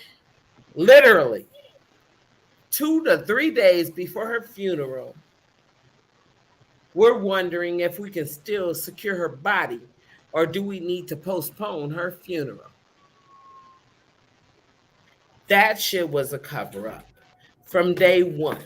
From the time they came out and said she was dragging officers, why would the other officers shoot at a vehicle with cops hanging out of it? Right? Right. Hold up. She dragging cops. Right? That's their story. Right. She dragging cops, but you open fire. Right. Wow, that's the whole key right there. But you open fire on a vehicle when your cops hanging out of it. And here's my thing. So watch the video. Ain't no cop hanging out on the right. No cop hanging on. The cop on the left jumped in the vehicle. Maybe his feet was hanging out, but he chose that. He made the decision to jump in. Every other cop, 4 or 5 of them, jumped away from the vehicle. He jumped in the vehicle. And then he proceeded to kill my child. All bullets came from one cop and one gun. Wow. But the rest of the cops opened fire on the vehicle. Those shots just didn't hit her. Okay, so all of that. The last words on the body cam. Subject is down. Get me out of this vehicle. He was in the car with her. The one who was supposed to get supposedly dragged was in the car. Wait a minute. They said 2 cops was dragged. Wow. They said 2 cops was dragged. They said that they lied about everything. When we hit the streets the next day with our attorney, everything was a lie. Everything was a lie. From her age to her. They said she was 23 and a crackhead. Now you're doing mommy stuff. Crackhead. 19, and I'm sure they found weed in her system because that's what these kids do. But the rest, no. Let's unpack it. Let's unpack it because I read the article and I read the person and the mayor said. The mayor of that town said, I stand by my cops. They did do the right thing. Yeah. They took a criminal off the streets of Dalton. That's what she said. But she has a mugshot, not my daughter. Look her up. She was robbing cars 5 years ago. She went from robbing cars at night to robbing residents in the daytime. Tiffany Henyard. Yes. She's doing all kinds of illegal stuff. Right. But she backed the police, talking about they did what's right. Killing my daughter, did what's right, and took a criminal off the streets. She was fighting for her order. She ain't never been in jail, arrested. She has no record, but the mayor does. The woman that came out speaking against her has a record. Right. So let's go back to some things because there's some things I know that that I had questions about after watching it because it didn't go in line with what the articles I read. When I saw the video, I said, "Wait a minute." They said someone was dragged. I didn't see that. They said there was a gun. I didn't see that. Nope. Because she was hitting on the window with. That's all she did. Yeah. Hell, I did that January 6th. They all hit windows. You deserve to die for hitting windows? She was hitting on the window with a plastic pole. Yeah. And we heard the 911 call and it said a gun. So beating on the window. What she was hitting on the window with was a plastic flagpole. You know those wavy flagpoles in front of businesses. Yeah. So I own autism therapy companies, and she was in my vehicle, and that flagpole was plastic that waved the sign, the now hiring or, look here, the flagpoles. Mm-hmm. So it was a flagpole that was broken and bent down in the seat or next to the seat. That was my vehicle she was in. So when she reached for it, it was simply a plastic pole. She couldn't reach the window, so she was hitting it with the pole. Okay, it's a cinder block building, bulletproof glass, and she hitting it with a plastic pole. Now wait, they went in the back and watched the video. We saw them watching the video, right? He told the manager of the store told us that his staff was in fear for their life. Right, I read that. But when we watched the video, they were back there laughing. They were back there laughing, talking about come get her before she get. Okay, so my daughter had a plastic flagpole that was skinny. She banged on it this way and she banged this way. So when she banged both ways, you see there's no gun handle. There was no gun. Right. She banged this way with the pole, and then she turned the pole and banged it this way. So we're talking about a pole like, you know, it might have been 2 feet long. They had to know that wasn't a gun. I don't buy it. It was they had not. To know that. There is I no know. way that presented itself. And they knew it wasn't a gun. They knew that. That Hold was up. just messy. I told them, you're in a cinder block building and bulletproof glass. If you step to the back and never come back, what's she gonna do? Exactly. What could she have done? No, but they made that call, and the guy came and said, wait. He didn't say no words. He put up like, wait. She thought they was getting her food. So when at that point in the video, you see her calm down, she removes her robe, because when she reached to hit the window, you clearly see sleeves all the way to, because this addresses the she was naked shit, okay? Or aspect. So they're saying she was naked. She had on clothes that she did not feel appropriate for other people to see. Exactly. Right. But she had on bedroom clothes. She was covered here. She was covered at her breast and her waist. And had on the robe. And she had a robe. So she came out in her robe to get dinner. How many times? I do it all the time. Yeah, I do too. Since then, I don't. But I do all the time. I just throw on something, run to the corner. I'm just going around the corner. Yeah. Ain't even gotta get out the car. Right. So she's dressed like she ain't getting out the car. So that's why she put her hands up. She said, I'm not dressed. Okay, it was a female cop on the other side of the vehicle. Ma'am, come get her out the car. She's not properly dressed. He could have had any conversation with her. Could have said, ma'am, we got a call about a gun and I need you to step out the car. But it was get out, get out, get out. And she's like, what? What's happening? And their guns were drawn. Again, we're talking 52 seconds before he punched her. So in the first 50 seconds, she's got her hands up. Her guy has his hands up. And she's saying, what did I do?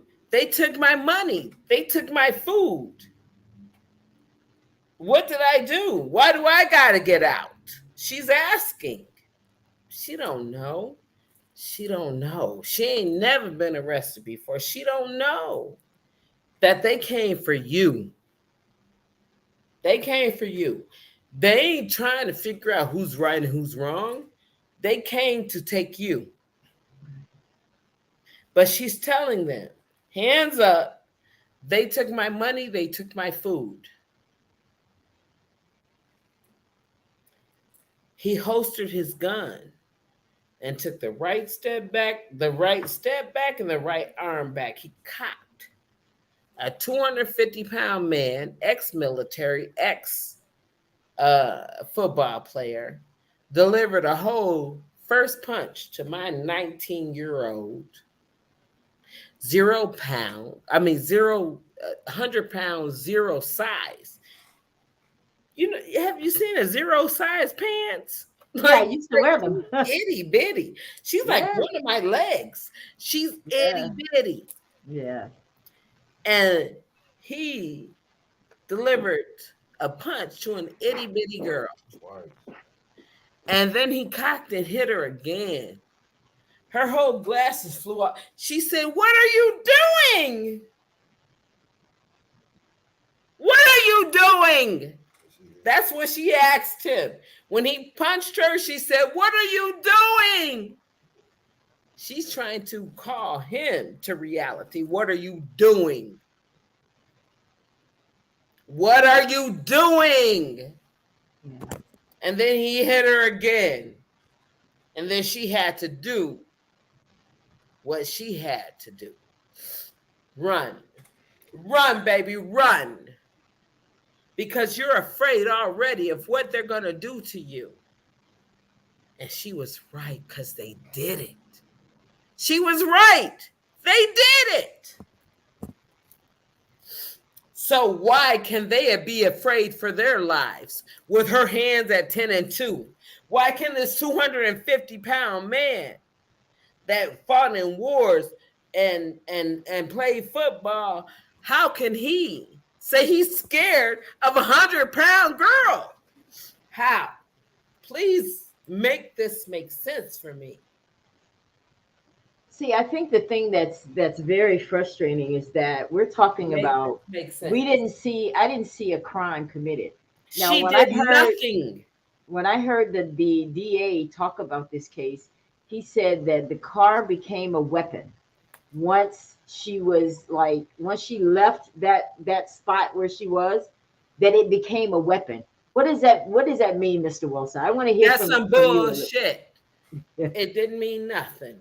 Yeah. Because she didn't aim her vehicle. She actually tried to avoid their vehicles, but they pulled in this shape in front of I saw that. Mm-hmm. So, but they weren't in the cars. The white shirt sergeant on the scene that night was there, but his body cam didn't work. Of course. His body cam didn't work. Okay. So the first punch that cop delivered, the female cop that was on the other side that he got a call when she said she wasn't dressed, he punched her and the female cop went, "Whoa!" They edited that out of the video. The only video you can look up and see is the video that the police put out. And even in that, they were wrong. So then they went to the police chief and said, "It looks like your cop is punching her." He said, "I won't confirm nor deny." Yeah, I saw that. This dude is trying to be an actor. He didn't even act that right. He's trying to be an actor. If you look on his Facebook page, he got himself dressed in all kinds of ways. Like what's that movie with Eddie Murphy that was a cop trying to be a doggone movie star? Yeah, he's doing that. Yeah. He's trying to be a movie star. He couldn't even act himself out of a paper bag when they asked him, "Did your cop punch her?" "I will not confirm nor deny." Okay, that's a movie quote. That don't come from your heart. We extend our condolences. That didn't come from his heart. That comes from cover up. That's what it exactly. Yeah, it's true. Ain't so no let me hear from you. No, nothing they said was happening happened that night. Nothing they said happened. Nothing. Mr. Wilson, let me hear from you. Yes, because I saw a video where you addressed some the press right after she was killed. Tell me, what you're feeling listening to all of this, seeing. I mean, I know you guys say you didn't watch the video, but what are you feeling today? Saw more. Yeah. When the state police revealed it, I walked out. He stayed, but he walked out at a certain point too. But we've been given the update from all. Right. So what are you feeling, Mr. Wilson? Talk to me about what's going on with you right now. Basically, Your baby. I mean, from the first phone call, they said they didn't know who killed my daughter. Lexi been killed. Somebody killed Lexi. They said, I said, what happened? They said, it was a crash and gunshots, and that's all we could tell you.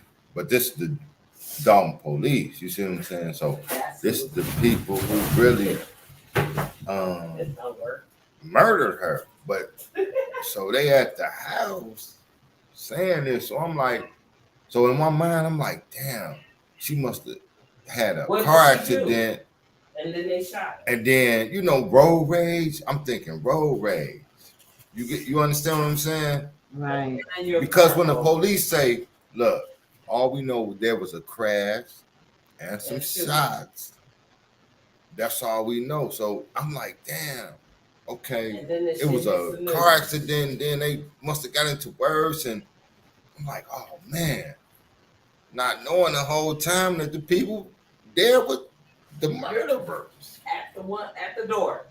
I found that out on the news. On TV. And my man called me like, hey man, I think that's your daughter on the news. Like, your sister. I'm like, your sister watching her niece. So your sister called you and gave you more of the update without your sister. It was Latrice. Wow. It was a couple of people. But your sister. It was a couple she knew of people. That was Lexi. But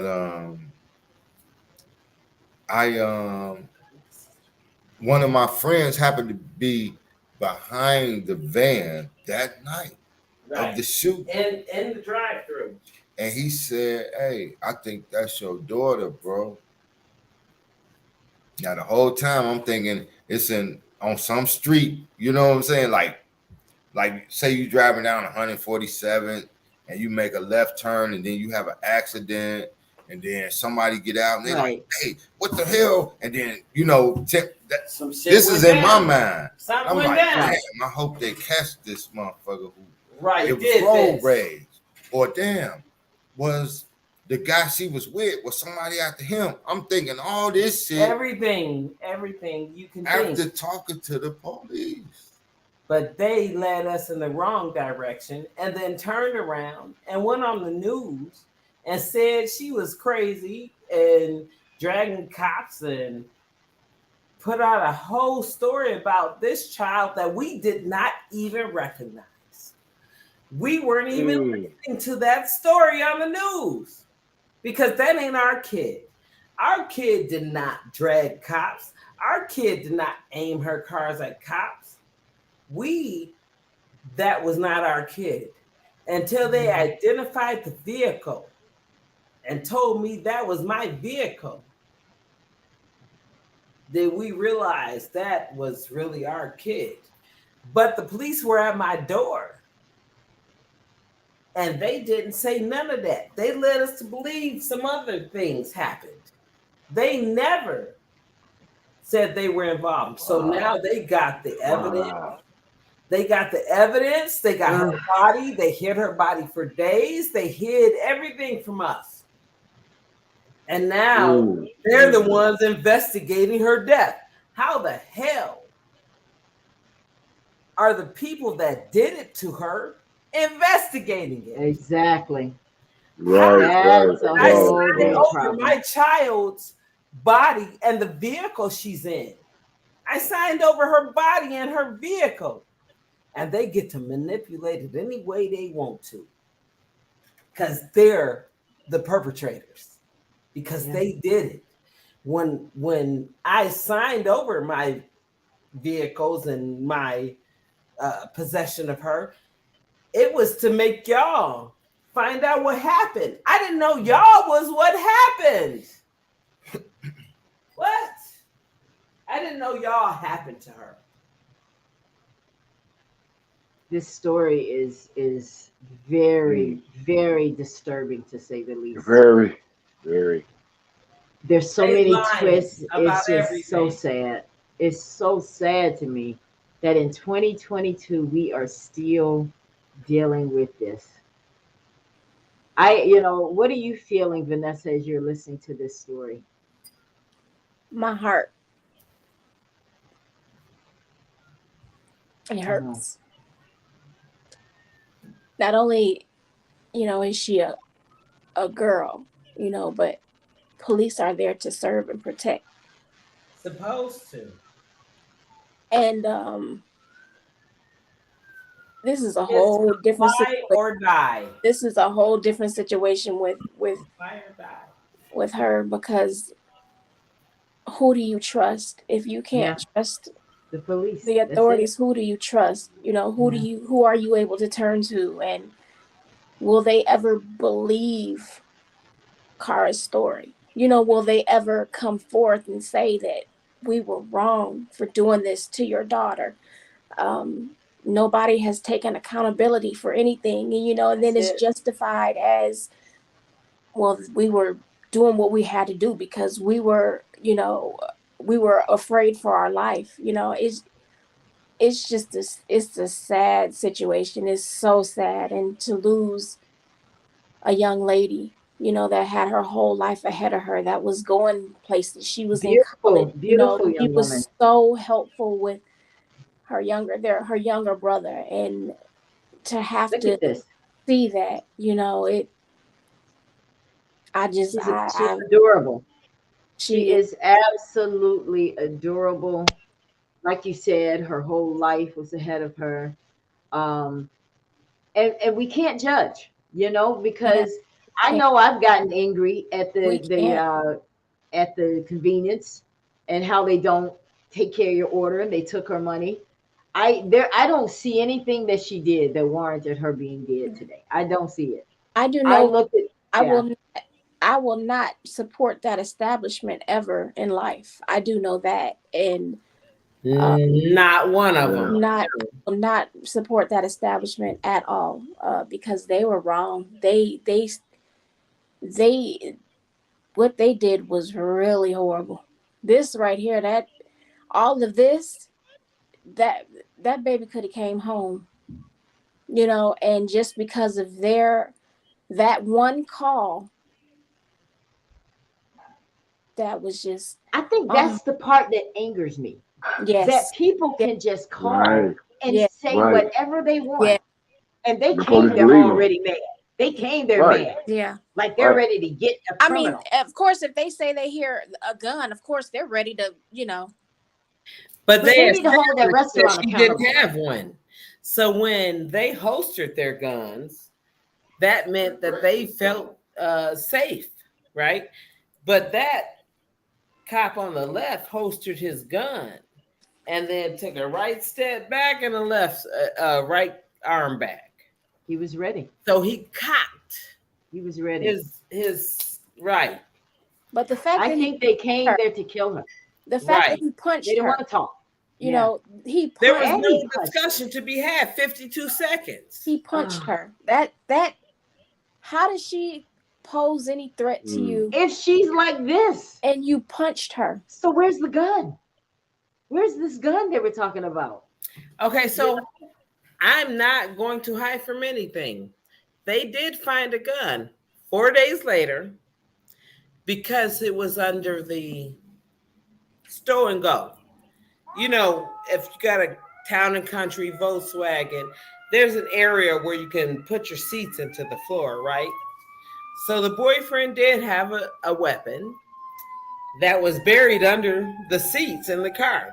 Couldn't get. That's why it took the police 4 days to say they had a gun. But he's been indicted on that gun, and they tried in every way they could to put that gun in her hands. They did GSR on her. They fingerprinted the weapon. The guy has been indicted on the weapon a year ago. But in every interview, their response is, we found a gun. And my heart goes out to you and to both of you. So the gun was some BS. Mine still. That dude is in jail for the gun. Went to jail for the gun that they found in the car.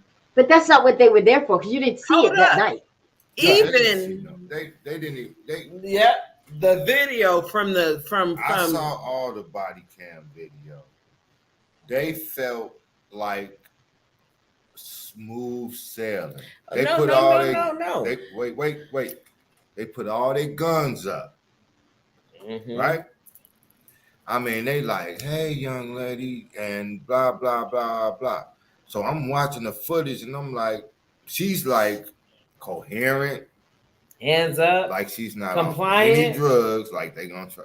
Compliant. I mean, she's like, what did I do? I saw the whole video. They took my money. She went around to talk to a manager. They was laughing in there because they called the police and then stepped to the back where the guy at the restaurant tried to show us the video the next day. Our family came out that next day, and we did a something balloon release, whatever, there on the spot the next day. They brought us into the back, me and him, to show us that Lexi was beating on the window. He said, my staff was scared, but you got 8 cameras surrounding this. And we see the guy go and tell Lexi to wait. And then the ones in the back that were supposed to be scared, they back there laughing. No, I heard. They was back there laughing and talking. I heard the body cam, and he said, hurry up before they leave. I don't want to get shot. He said, hurry up before they leave.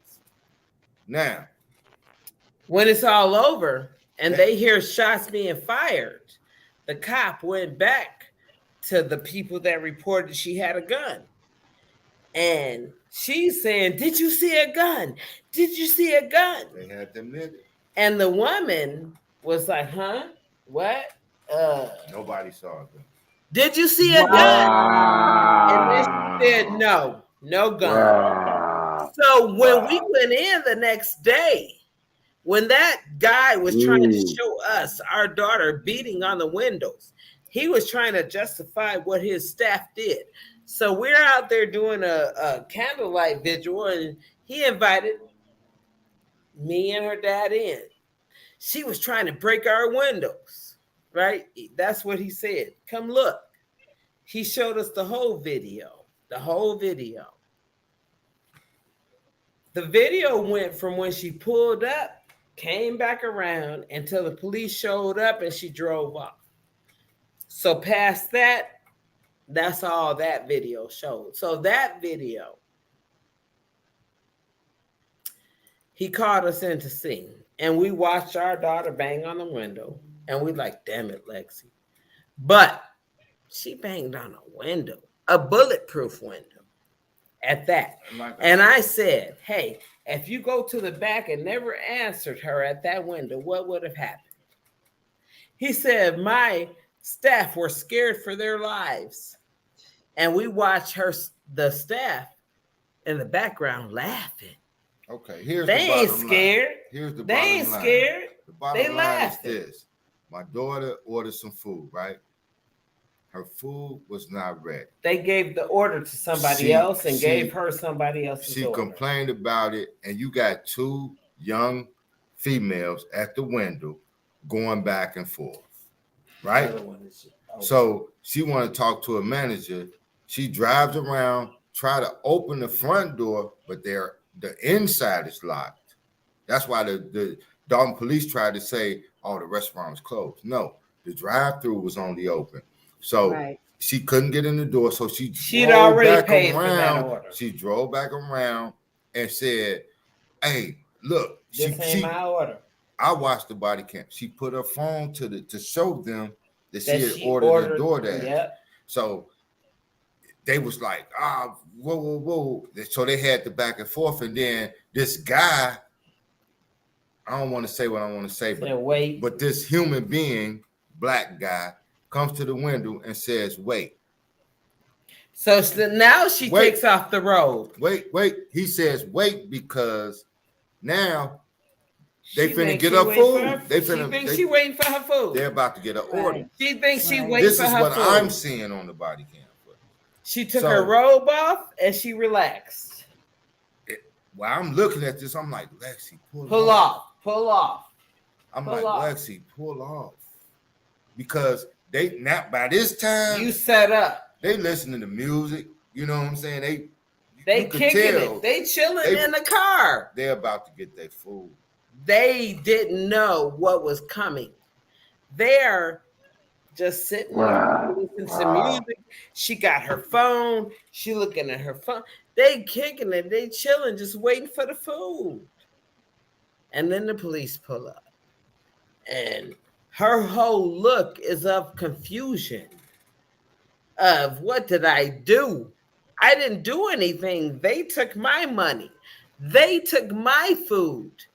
What did I do? So now she's taken off the road because if you see when she's banging on the window, there's a whole sleeve because they keep trying to say she naked, right? But when you see her banging, it's a whole sleeve because she got a whole robe on. When she was relaxed, she removed the robe. Every woman on here know that we are most vulnerable with the least amount of clothes on, right? Right. So while she's saying I'm not dressed, even though she had these little bitty outfit on under the robe, she was not dressed enough for you to see her, for some random guy to see her. She was dressed enough for her boyfriend to see her. And that's not wrong. It's not wrong. Right at all. How many times have I rode? You rode. Any of us rode to the gas station at night or the drive-thru at night, not completely dressed like we would be dressed if we were pulled out the car. You're not expected to be pulled out the car. Right. That's true. So you come into this place dressed how you're dressed. And like I said, when she was banging, she had a whole robe on because at that point, she's dealing with other people. When he said, wait, she relaxed the robe and sit up on her phone. Wait. She was being ambushed. Yeah. She was being So tell me where are we today with this case, Mrs. Wilson? We just filed the lawsuit about the beginning of July. Because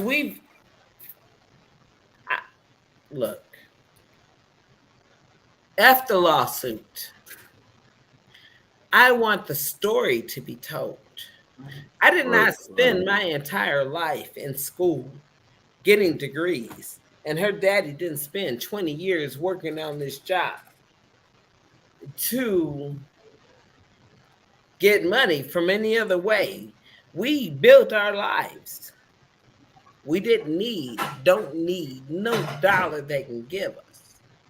What we need is for them to eat those words. She did not drag cops. She did not aim. Right. She did not do none of what you're talking about. Right. Yeah. So I need to make sure that gets clear. Amen. Screw a dollar. We getting our own dollars. We don't need to sacrifice a child to get any money. But when we talk about it and we get down to it and that's all I got left, I want them to get every dollar. Every dollar.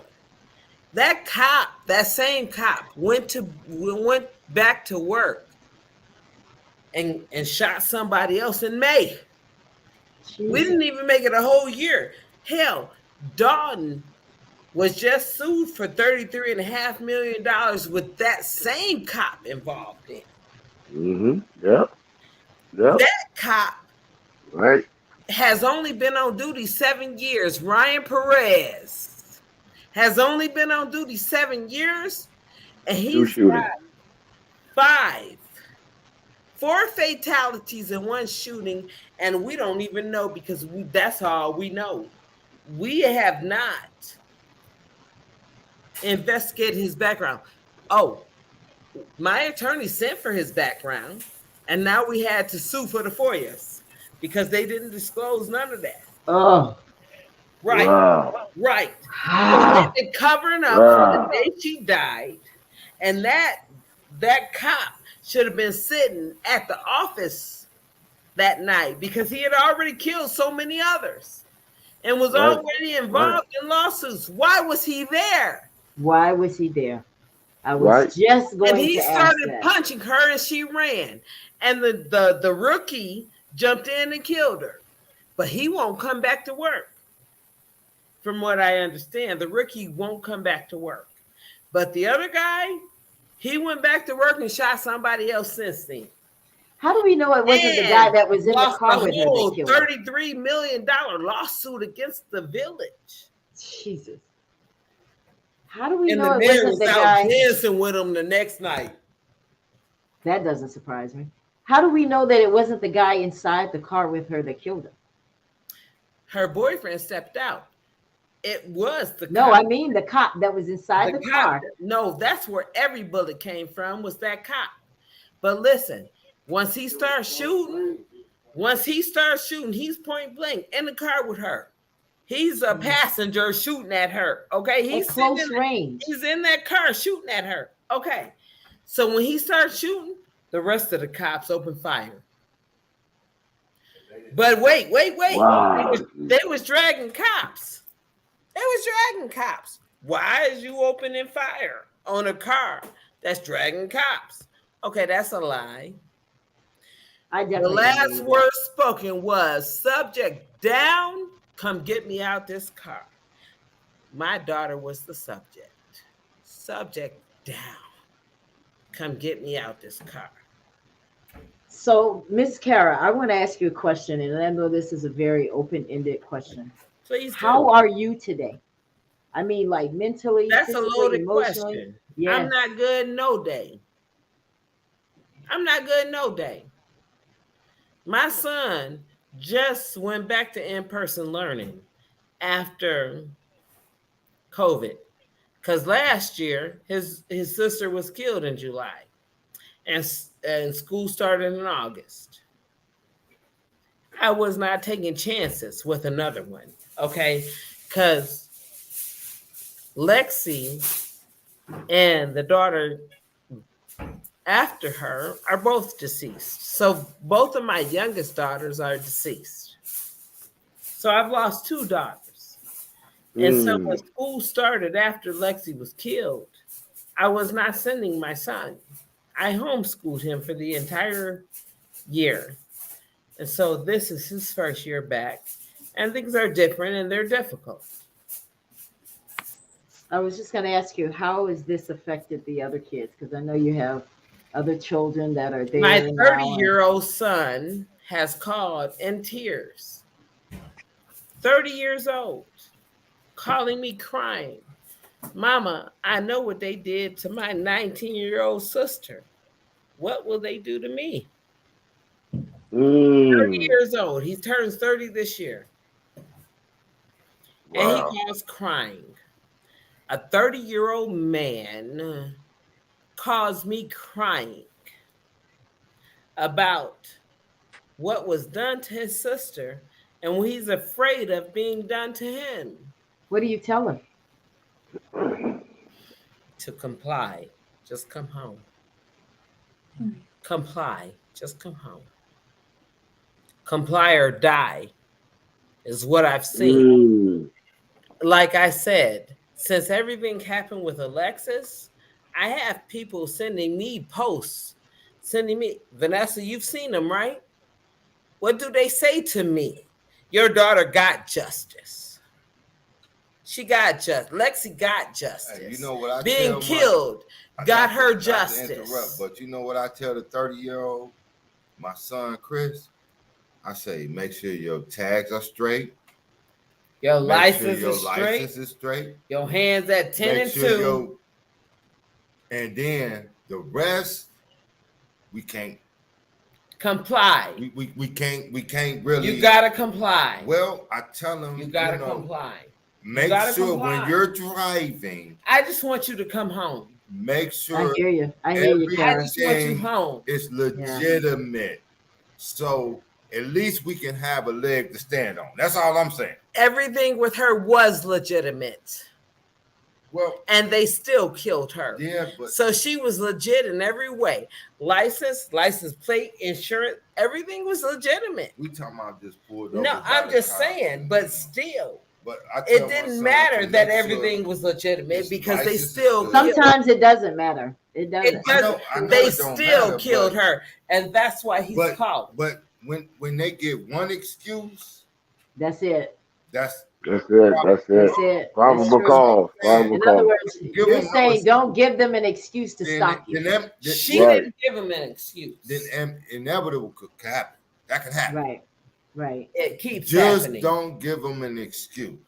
That's She what was a That's all kid. you could really tell your kid. She was a kid. She was 19.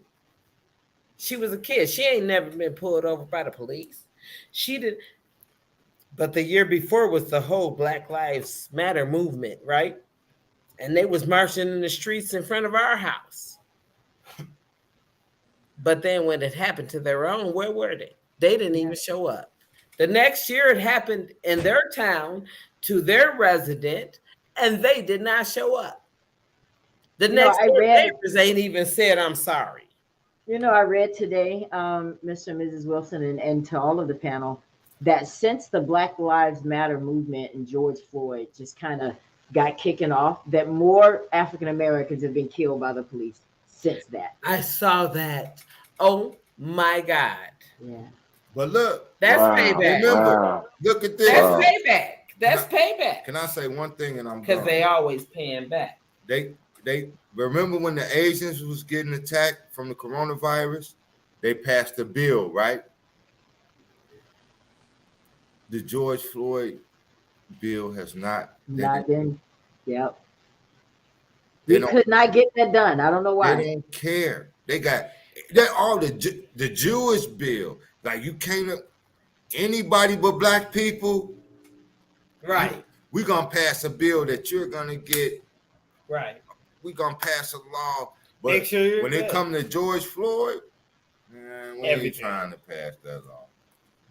Even though we got Biden in office, that gave us the first female, vice president. That's on first female Supreme Court Black president. Black. Well, we got to keep talking about it. We can't let it slide. But we can't let him think that's enough. But we know But what it is. wait. So He's the one who, while a lot of brothers in my age group was incarcerated for petty drug, no crimes, right? No crimes. They was incarcerated for life for drugs, no murders, no, just trying to survive. He Same was a part drugs of they that bill. Same drugs the government is peddling now. So we got to understand that now that he's in office, he can pass the environment. He got us it's about Alexis. the environment bill, and he got us a lot of bills. But what about the George Floyd bill? Yeah, what about the George Floyd bill? That's about her son, Vanessa. That's about Paul's daughter. That's about my daughter. That's about all these black kids on the Keep south getting side of killed. Chicago Keep getting killed. and the north side of Chicago, east side, west side that's getting killed. All the police is downtown, making sure they're straight. We paying taxes too. What are you gonna do for our people? When are you gonna hold the police accountable? What can you do for us? The fact that we have to teach our children to have our hands 10 and 2. Let's talk about that. Be compliant. Why Be do we have to compliant. teach our children Why you watching them? compliant? Cuss them out. Why do But we our have- baby's got to be Why do compliant. we have to teach My them to be baby was compliant? killed with her hands at 10 and 2. She was still obeying the law, running from the law. The fact that I Still have obeying my the son law that well. while she was running from the law.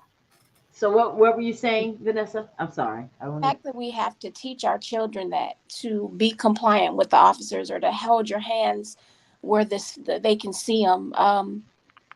I had to teach my son that at a young age because I was always so nervous with being in Florida, with the Trayvon Martin case and the Jordan Davis case right here in Jacksonville, that, this is what you need to do. I feared for him being out because I didn't know what was going to happen to him, So in that's a mother's fear as well. But to have to even teach your child that, I wonder in other areas, do you have to teach your child, or in other, I want to be right when I say this, in other ethnic backgrounds, do you have to teach your child to be compliant? Do you have to give the same talk? Right. It just seems unfair.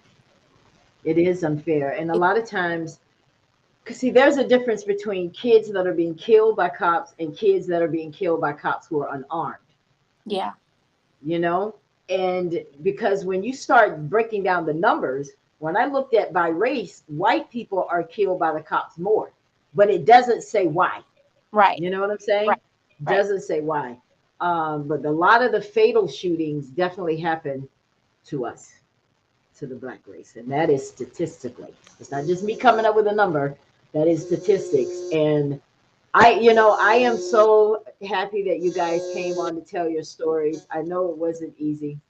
And I know I can feel that pain is still very raw, especially with you, Ms. Kara and Vanessa, and all of you, actually. Day.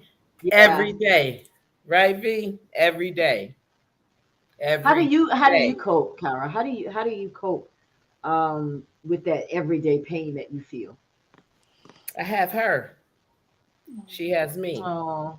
We have other friends, unfortunately, that I have Paul.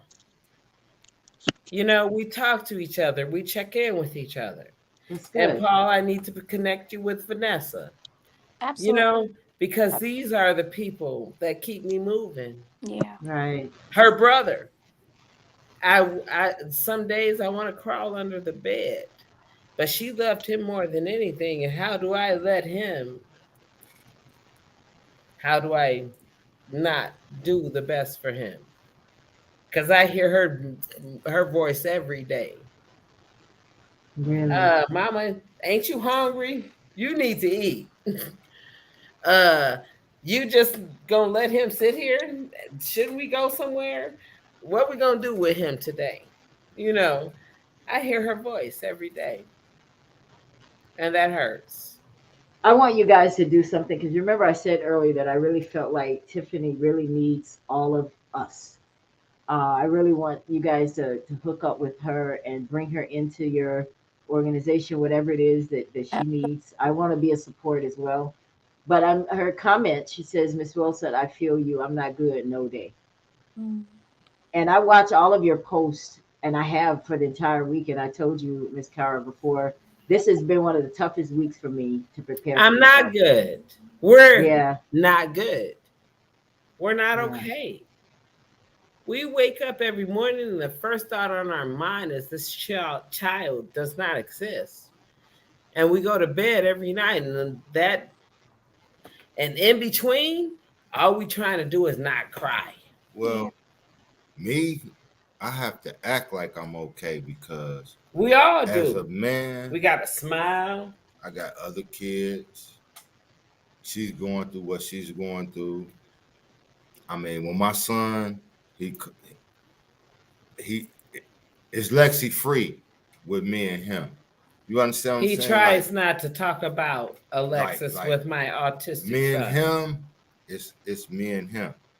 You get what I'm saying? But he sees it all over my house. From day one, I had to cry by myself, because I got her sisters, her brothers. We got to be strong. Her mother, and they just they OC. Well, yeah, we can't hold it. They OC, and I'm going. We calling him. We calling him. Everybody's calling him. So I have to. I cry alone, but in front of them, they can cry on me. You feel what I'm saying?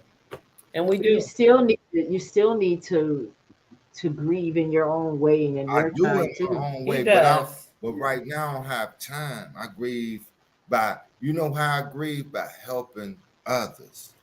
You see what I'm saying? Like, but we've always done that. I grieve by helping others, by keeping busy, by doing positive things, by telling everybody I love them. You know what I'm saying? I got platforms and everything, so I keep busy by that. But Man was her little best project, friend, her best friend and everything. Yes. So it's me and him now. That's how I keep busy. Cause he in there right now. He's tearing everything up my now. room, and I'm probably gonna have to go in there and fix it. Fix everything. He probably done tore up everything. He Oh, he slammed closed the door. He heard his He heard y'all talking about him. He heard his name. So you see what I'm saying? But she was the one most instrumental in his life. I'm the one who spoiled Lexi to the. He did. That's why I feel so bad, because she felt entitled. You know, just like any other kid. She was supposed to come spend the week with me. She was supposed area. to come spend the week with me a day before she got murdered. Oh, one day. So one day when I got the call, I thought it was, saying about her. You see what I'm saying? Yeah. My son. One day, she was supposed to be with us for a week, and we were supposed to do everything. But the call was not to say, because she had called me the day before and said, "Daddy, I can't wait. I'm on my way." I said, Lexi, I'm not buying you no lobster. you threw the last one away. And she was like spoiled, a little spoiled. And then that day, if I could take that, I'm sure. One day, it was 24 hours before she was supposed to be with me, safe. With you. One with you. Day makes a difference. And on that day, the reason she was going was because Mom was going out of town. So on that day on her calendar, where she wrote it, it was a broken heart written under the day Mom leaves for Texas. That's what it said on her calendar. And then there was a broken heart. And on that day, she was killed. So that broken heart now means something else. She was brokenhearted because I was leaving. I don't care if I left for a couple of days. My daughter cried for me every time I left her. Wow. She just cried. She cried for me every day I left her. Mr. Wilson, I'm really concerned about you. Miss Cara, he's visibly torn up right now. He loves his children. Well, he loves his children. Like I said, he loves his children. When you think about one day, that's a lot, man. That is. When you think about, we spent years. Because look, this is what I'm gonna end it with. Lexi didn't like me a lot of times. You see what I'm saying? Because Daddy was Daddy. Daddy was tough. When boys came to the house, I wasn't. And she was that age. She was 19. I might not have been the most courteous guy. Welcoming, whatever. Of course not. That's your baby. But you wanted to be your baby forever. I get it. I had to make sure that they was, you see what I'm saying? That's how straight. And so we they had a great life. All of our children have lived great lives. Lexi used to do things and tell her mother not to tell me. Because she don't want Daddy to know. She don't want to disappoint Daddy.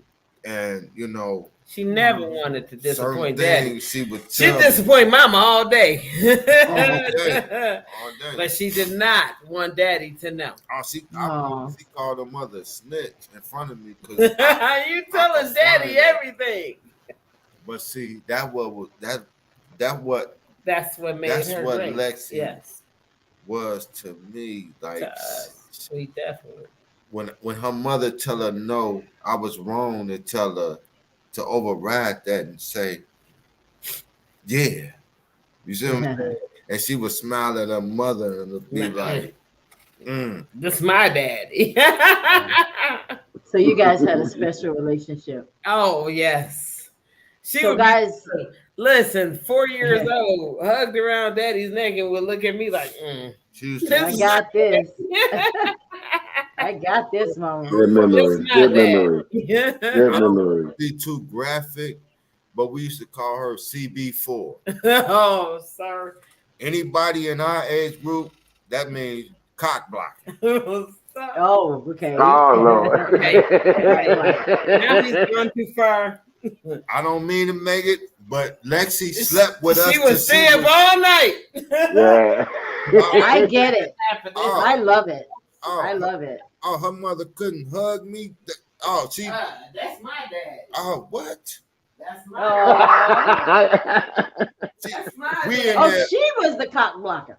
Yeah, Lexi. Oh. You called her CB4. That Now was I get it. yeah. Yes. Oh man. Oh, I love it. We couldn't get too close. Lexi had just come like. Look, and Yeah. we was together 10 years before we had her.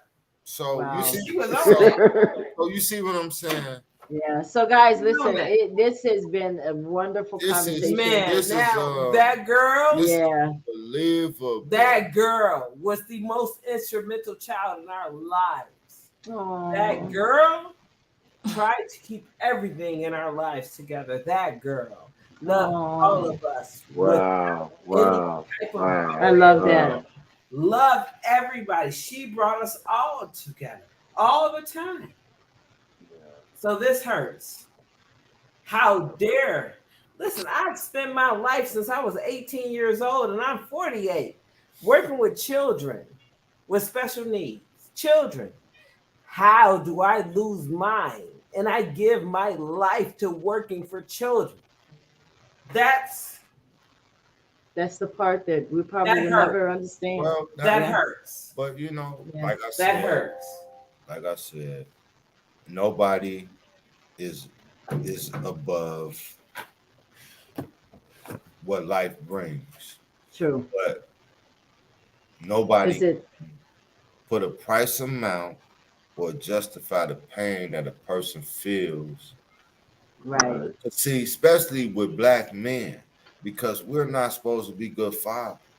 We're not supposed Right, to be right, He's right. been a great father. We're not supposed to be good providers. But let me tell Nah, you you've been a something, great man. daddy. Hey, if my daughter was white, I truly believe that She'd be I would alive. not be on If your she was video. half white. If she And was I'm just half white. I'm just keeping it real. Because I've Okay. seen videos where they've done the same thing and they did everything in their power to talk these people down. Yeah. My daughter said, I'm not dressed. What did I do? He didn't care. All of that. Don't question me. Do what I say. Right. And that's right. Okay, so I'll say this much. My mother is the only black child her mother had. So all my first cousins and Right. Every last one of them. Yeah. You're right. are not black. Right. Okay. So my Uncle Terry, who I hang out with every other day, favorite uncle. He looked white. He's Native American. He said when he got stopped by the police, drunk driving, they told him to walk home. Or hey, pull off in your car when we leave. Yeah. So like they tell me, plenty stories. they tell us. Yeah. It's true. Yeah. I know They that happened. get to work the system. Yeah. It's true. You know? They know So- that we being if Lexi, look, let me tell you something, man. I can't even say what I want to say. You can't. But what if it happened to your daughter? What would you want to do?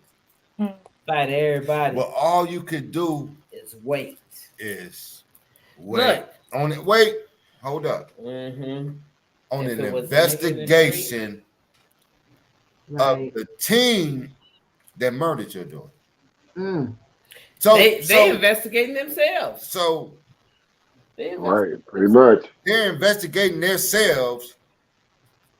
So We ain't gonna get no justice. Ain't no justice. look here. Not the way. The guy went back on the street Look here, 3 man. months ago and shot Don't somebody nobody- else. Yeah. Don't So nobody- he's not even on bench duty. He should have Wow. been on bench duty when he shot her because He had just chased somebody that dispatch Anybody said in stop America chasing. living, what would you want to do if somebody shot your right. daughter 7 times, point blank? And we know who they are. In every organ. Couldn't even donate and you nothing. Can't even. And then the people who killed her lied to you and Start said lying. They didn't know who killed her. They didn't know. Oh, no. Not only did they not know, but she caused it herself. Yeah. She caused it herself. Yeah. I mean, so look, guys, let's get some let's get some final words from each one of you so we can end our broadcast. Paul, we heard about Taisha tonight and how much you love her and how she died. Do you have any last words that you would like to say to our viewers today about Taisha and how you're going to cope moving forward? First of all, I want to give my condolences again because I know both families. Yeah. I know the Ellis family. I know her cousin. I knew her son, not personally, but I knew of his family story. So my heart pours out to both of the families, mainly the Wilson's family, because not only that, they have been having a few other deaths in their family, quite a few last past year. So my heart just goes out to them. I just want to let Taisha know that her memory, she have a Facebook page, and all her friends and family is every day they putting something different on there. I slowed down looking at that. I haven't looked in since I came. I haven't looked at her Facebook page since the 4th of July. I appreciate you, sir. I do appreciate you. Yes, ma'am. Because Paul and I connected when my very favorite first cousin passed. My first love. They dated as kids. We didn't know we had this thing in common. We didn't know. But I saw him comment like, "Oh my God, I hope it's not this person." And I said, "Uh-oh." Yeah, she the one told me about her passing. And I'm like, wait a minute, not Angie. It was her first cousin. That was my first love. And that's how we connected. When I heard about the show, I reached out to her and I told her, you need to be on this panel because it's a coping skill. Right. And I want everyone to know that have lost a loved one. There's still hope. We still can live even without our loved ones. We still have life. And our loved ones will want us to go out there and tell someone that's suffering, who don't have a relationship with God, who don't even know God, who don't have a relative that's praying for them or friends that's praying for them, that you can pray for yourself and you can make it for yourself. And you can stop existing and start to living. So I just want to say that, and to all my friends and family and those that go here and watching with other families, just keep us all in prayer. Keep us all in prayer because every day is a different challenge. Absolutely. I have 17 years clean up crack cocaine. After losing my brother, my mother, everyone, even my daughter, I still didn't go back because I got the love of God in me. So I just encourage everybody here. If you don't have to, get some coping skills, read a Bible, find a prayer partner, but stay engaged in the Lord. Stay engaged in the Lord. That He is the key. He is the key to my happiness that I hold in my heart. Nothing's gonna replace Taisha. No one. I got 3 grandkids coming in the next 4 more months. My first great grandbaby. Congratulations. Yes, ma'am. So then I have 13 other grandkids. So he said, "Wow." So I said, "Wow," with 8 kids, but okay. 13 great. I mean, I got 13 grandkids. Right. So and finna have 16 by the end of this year, God's will. That's great. So I'm living for them now. I'm living for them. I'm living for those like the lady right here, Miss Wilson. I'm living for you. I'm living for those that's out there that's suffering. I take that vow before God and told him that I will spread his word. Not only that, I just want to spread hope because we still hope without our loved ones. And I love you guys. Thank y'all for inviting me. I really enjoyed this. I wouldn't have missed this for a minute. $1 million. And I love the Joyce Wilson put it family. all together. She did. Miss Joyce. Yes, I've been on her, and I went to her with her storm too. Magnificent family. Been on the whole family all my life. I love you, Miss Awesome. Lopez. You stay encouraged. Thank I'm you. gonna be praying that God is gonna reveal whoever did that. Oh, Yeah. by the way, they call me crazy faith preacher. But everything I pray for, God usually give it to me. So I'm asking in the name of Jesus that whoever did that, to your Yes. son, Lord, in the name of Jesus, have some evidence.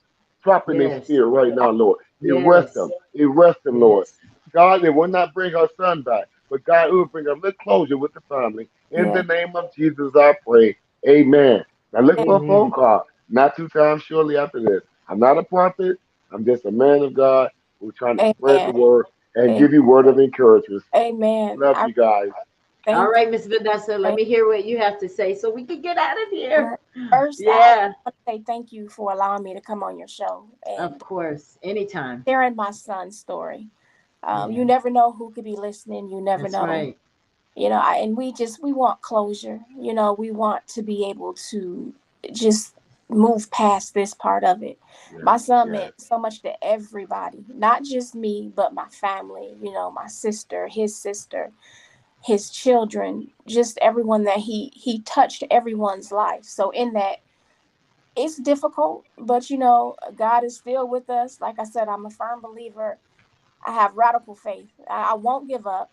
I That's want right. everyone to know that I will still, I trust God, but I'll still fight for my son. You know, this is just the beginning. You know, it's been a year later and I have not lost faith. I have not lost endurance. And Yes. this is a mother that is determined to figure out Yes. what happened to her child. Yes. Um, he wasn't a child, he was a grown man, but he was my baby. And in That's that, right. And always will Yes. be. absolutely. Always will be. Yes. Yes, yes. But I want to encourage people, you know, I want them to know that we are here to help. You know, like I said, I turned my pain into purpose and I want to help other families. We want to help other families.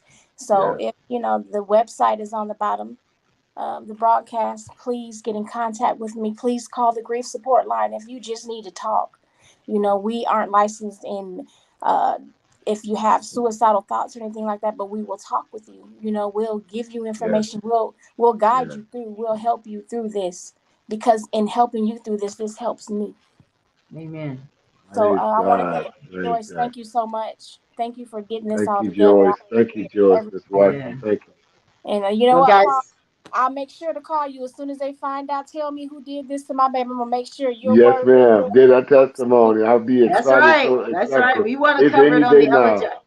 We want Yeah. to cover it on the Ella Johnson show too, Yes, because absolutely. I Thank you, Miss believe Ella that's coming. Johnson. Yeah, thank Thank you you, so Miss much. Ella Yes. Johnson. Thank you so Yes. much. I love you, ladies. Thank y'all Thank so Love much. you guys This so has much. helped you. me Have a out. friend This for has life really now. helped me. You have Yeah. a friend for life now. I'm only 2 hours away from you. That's Okay. right. Okay. Wait a minute. So you're in Jacksonville though, Vanessa. Yes. So that means you're only 2 hours from me too. Yes. Well, And that's what two I'm and a saying. half. I'm 2 hours away from you in Orlando. Oh, okay, that's right. Well, we definitely have to hook up sometime, and Absolutely. because I come Absolutely. to Jacksonville every blue moon. It's not Okay. ever that I come, but I will. You know, if you have Okay. something going on, let me know, guys. Listen, I sure her will. website is www.jalenlhunterfoundation.org. So please go Okay. there, donate, support Yes. Yes. anything that's coming. And I want to talk about the event that's coming up, October 14th. Let me pull that flyer up. This is Miss Joyce event, Lean on Me. It's a prayer session for women, men who have lost loved ones, who've lost their children. And this is going to be a fantastic event. I definitely tried my best to be there because I know it's going to be great, but I'll Yes, get the it is. next one. But I want you guys to please mark your calendars for this event. Next week, we will have Maria Hamilton here on the broadcast, and her son, Dontre Hamilton, was killed by the police as well. So you're going to hear her story. She's been nationwide with it. She's even changed some laws. So you want to definitely tune in next week. Yes. And Yes. Jessica Britton will also be here to share her story. But that'll be part 3 and the final part for now. But we'll be back the week of this event for Miss Joyce with more people who want to share their story. So if you're out there and you want to share your story like these folks did tonight, please hit me up, talk to Joyce, let her set it up, however you want to do it. But you're more than welcome to come here on the Ella Johnson Show, tell your story. Well, guys, I know we went a little longer tonight, but this was very important. You know, I think it's very important for people to get it out there and heal, because this is all part of the healing process. When you know you're helping somebody else, you're healed. We heal a lot better. All right, guys. Well, thank you so much. I hope you all have a great week, and we'll see you next time right here on the Ella Johnson Show, 6 p.m. Eastern, 5 p.m. Central. All right. And we'll see you guys next time. Have a great week. You too. Thank you so much for tuning in to the Ella Johnson Show. We'll see you next time. We are supporters of the Ella Johnson Show. We live in South Korea. We have been watching Ella Johnson Show for like a year now, and we love her show. Her show is very inspirational, motivational, and educational.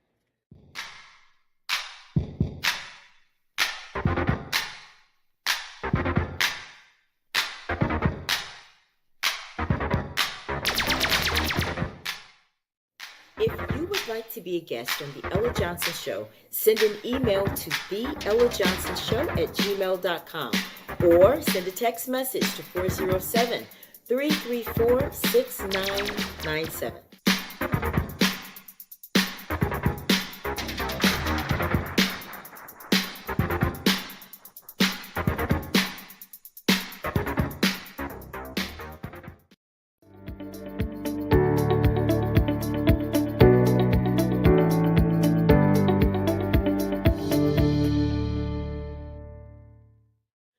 We love Ella Johnson Show.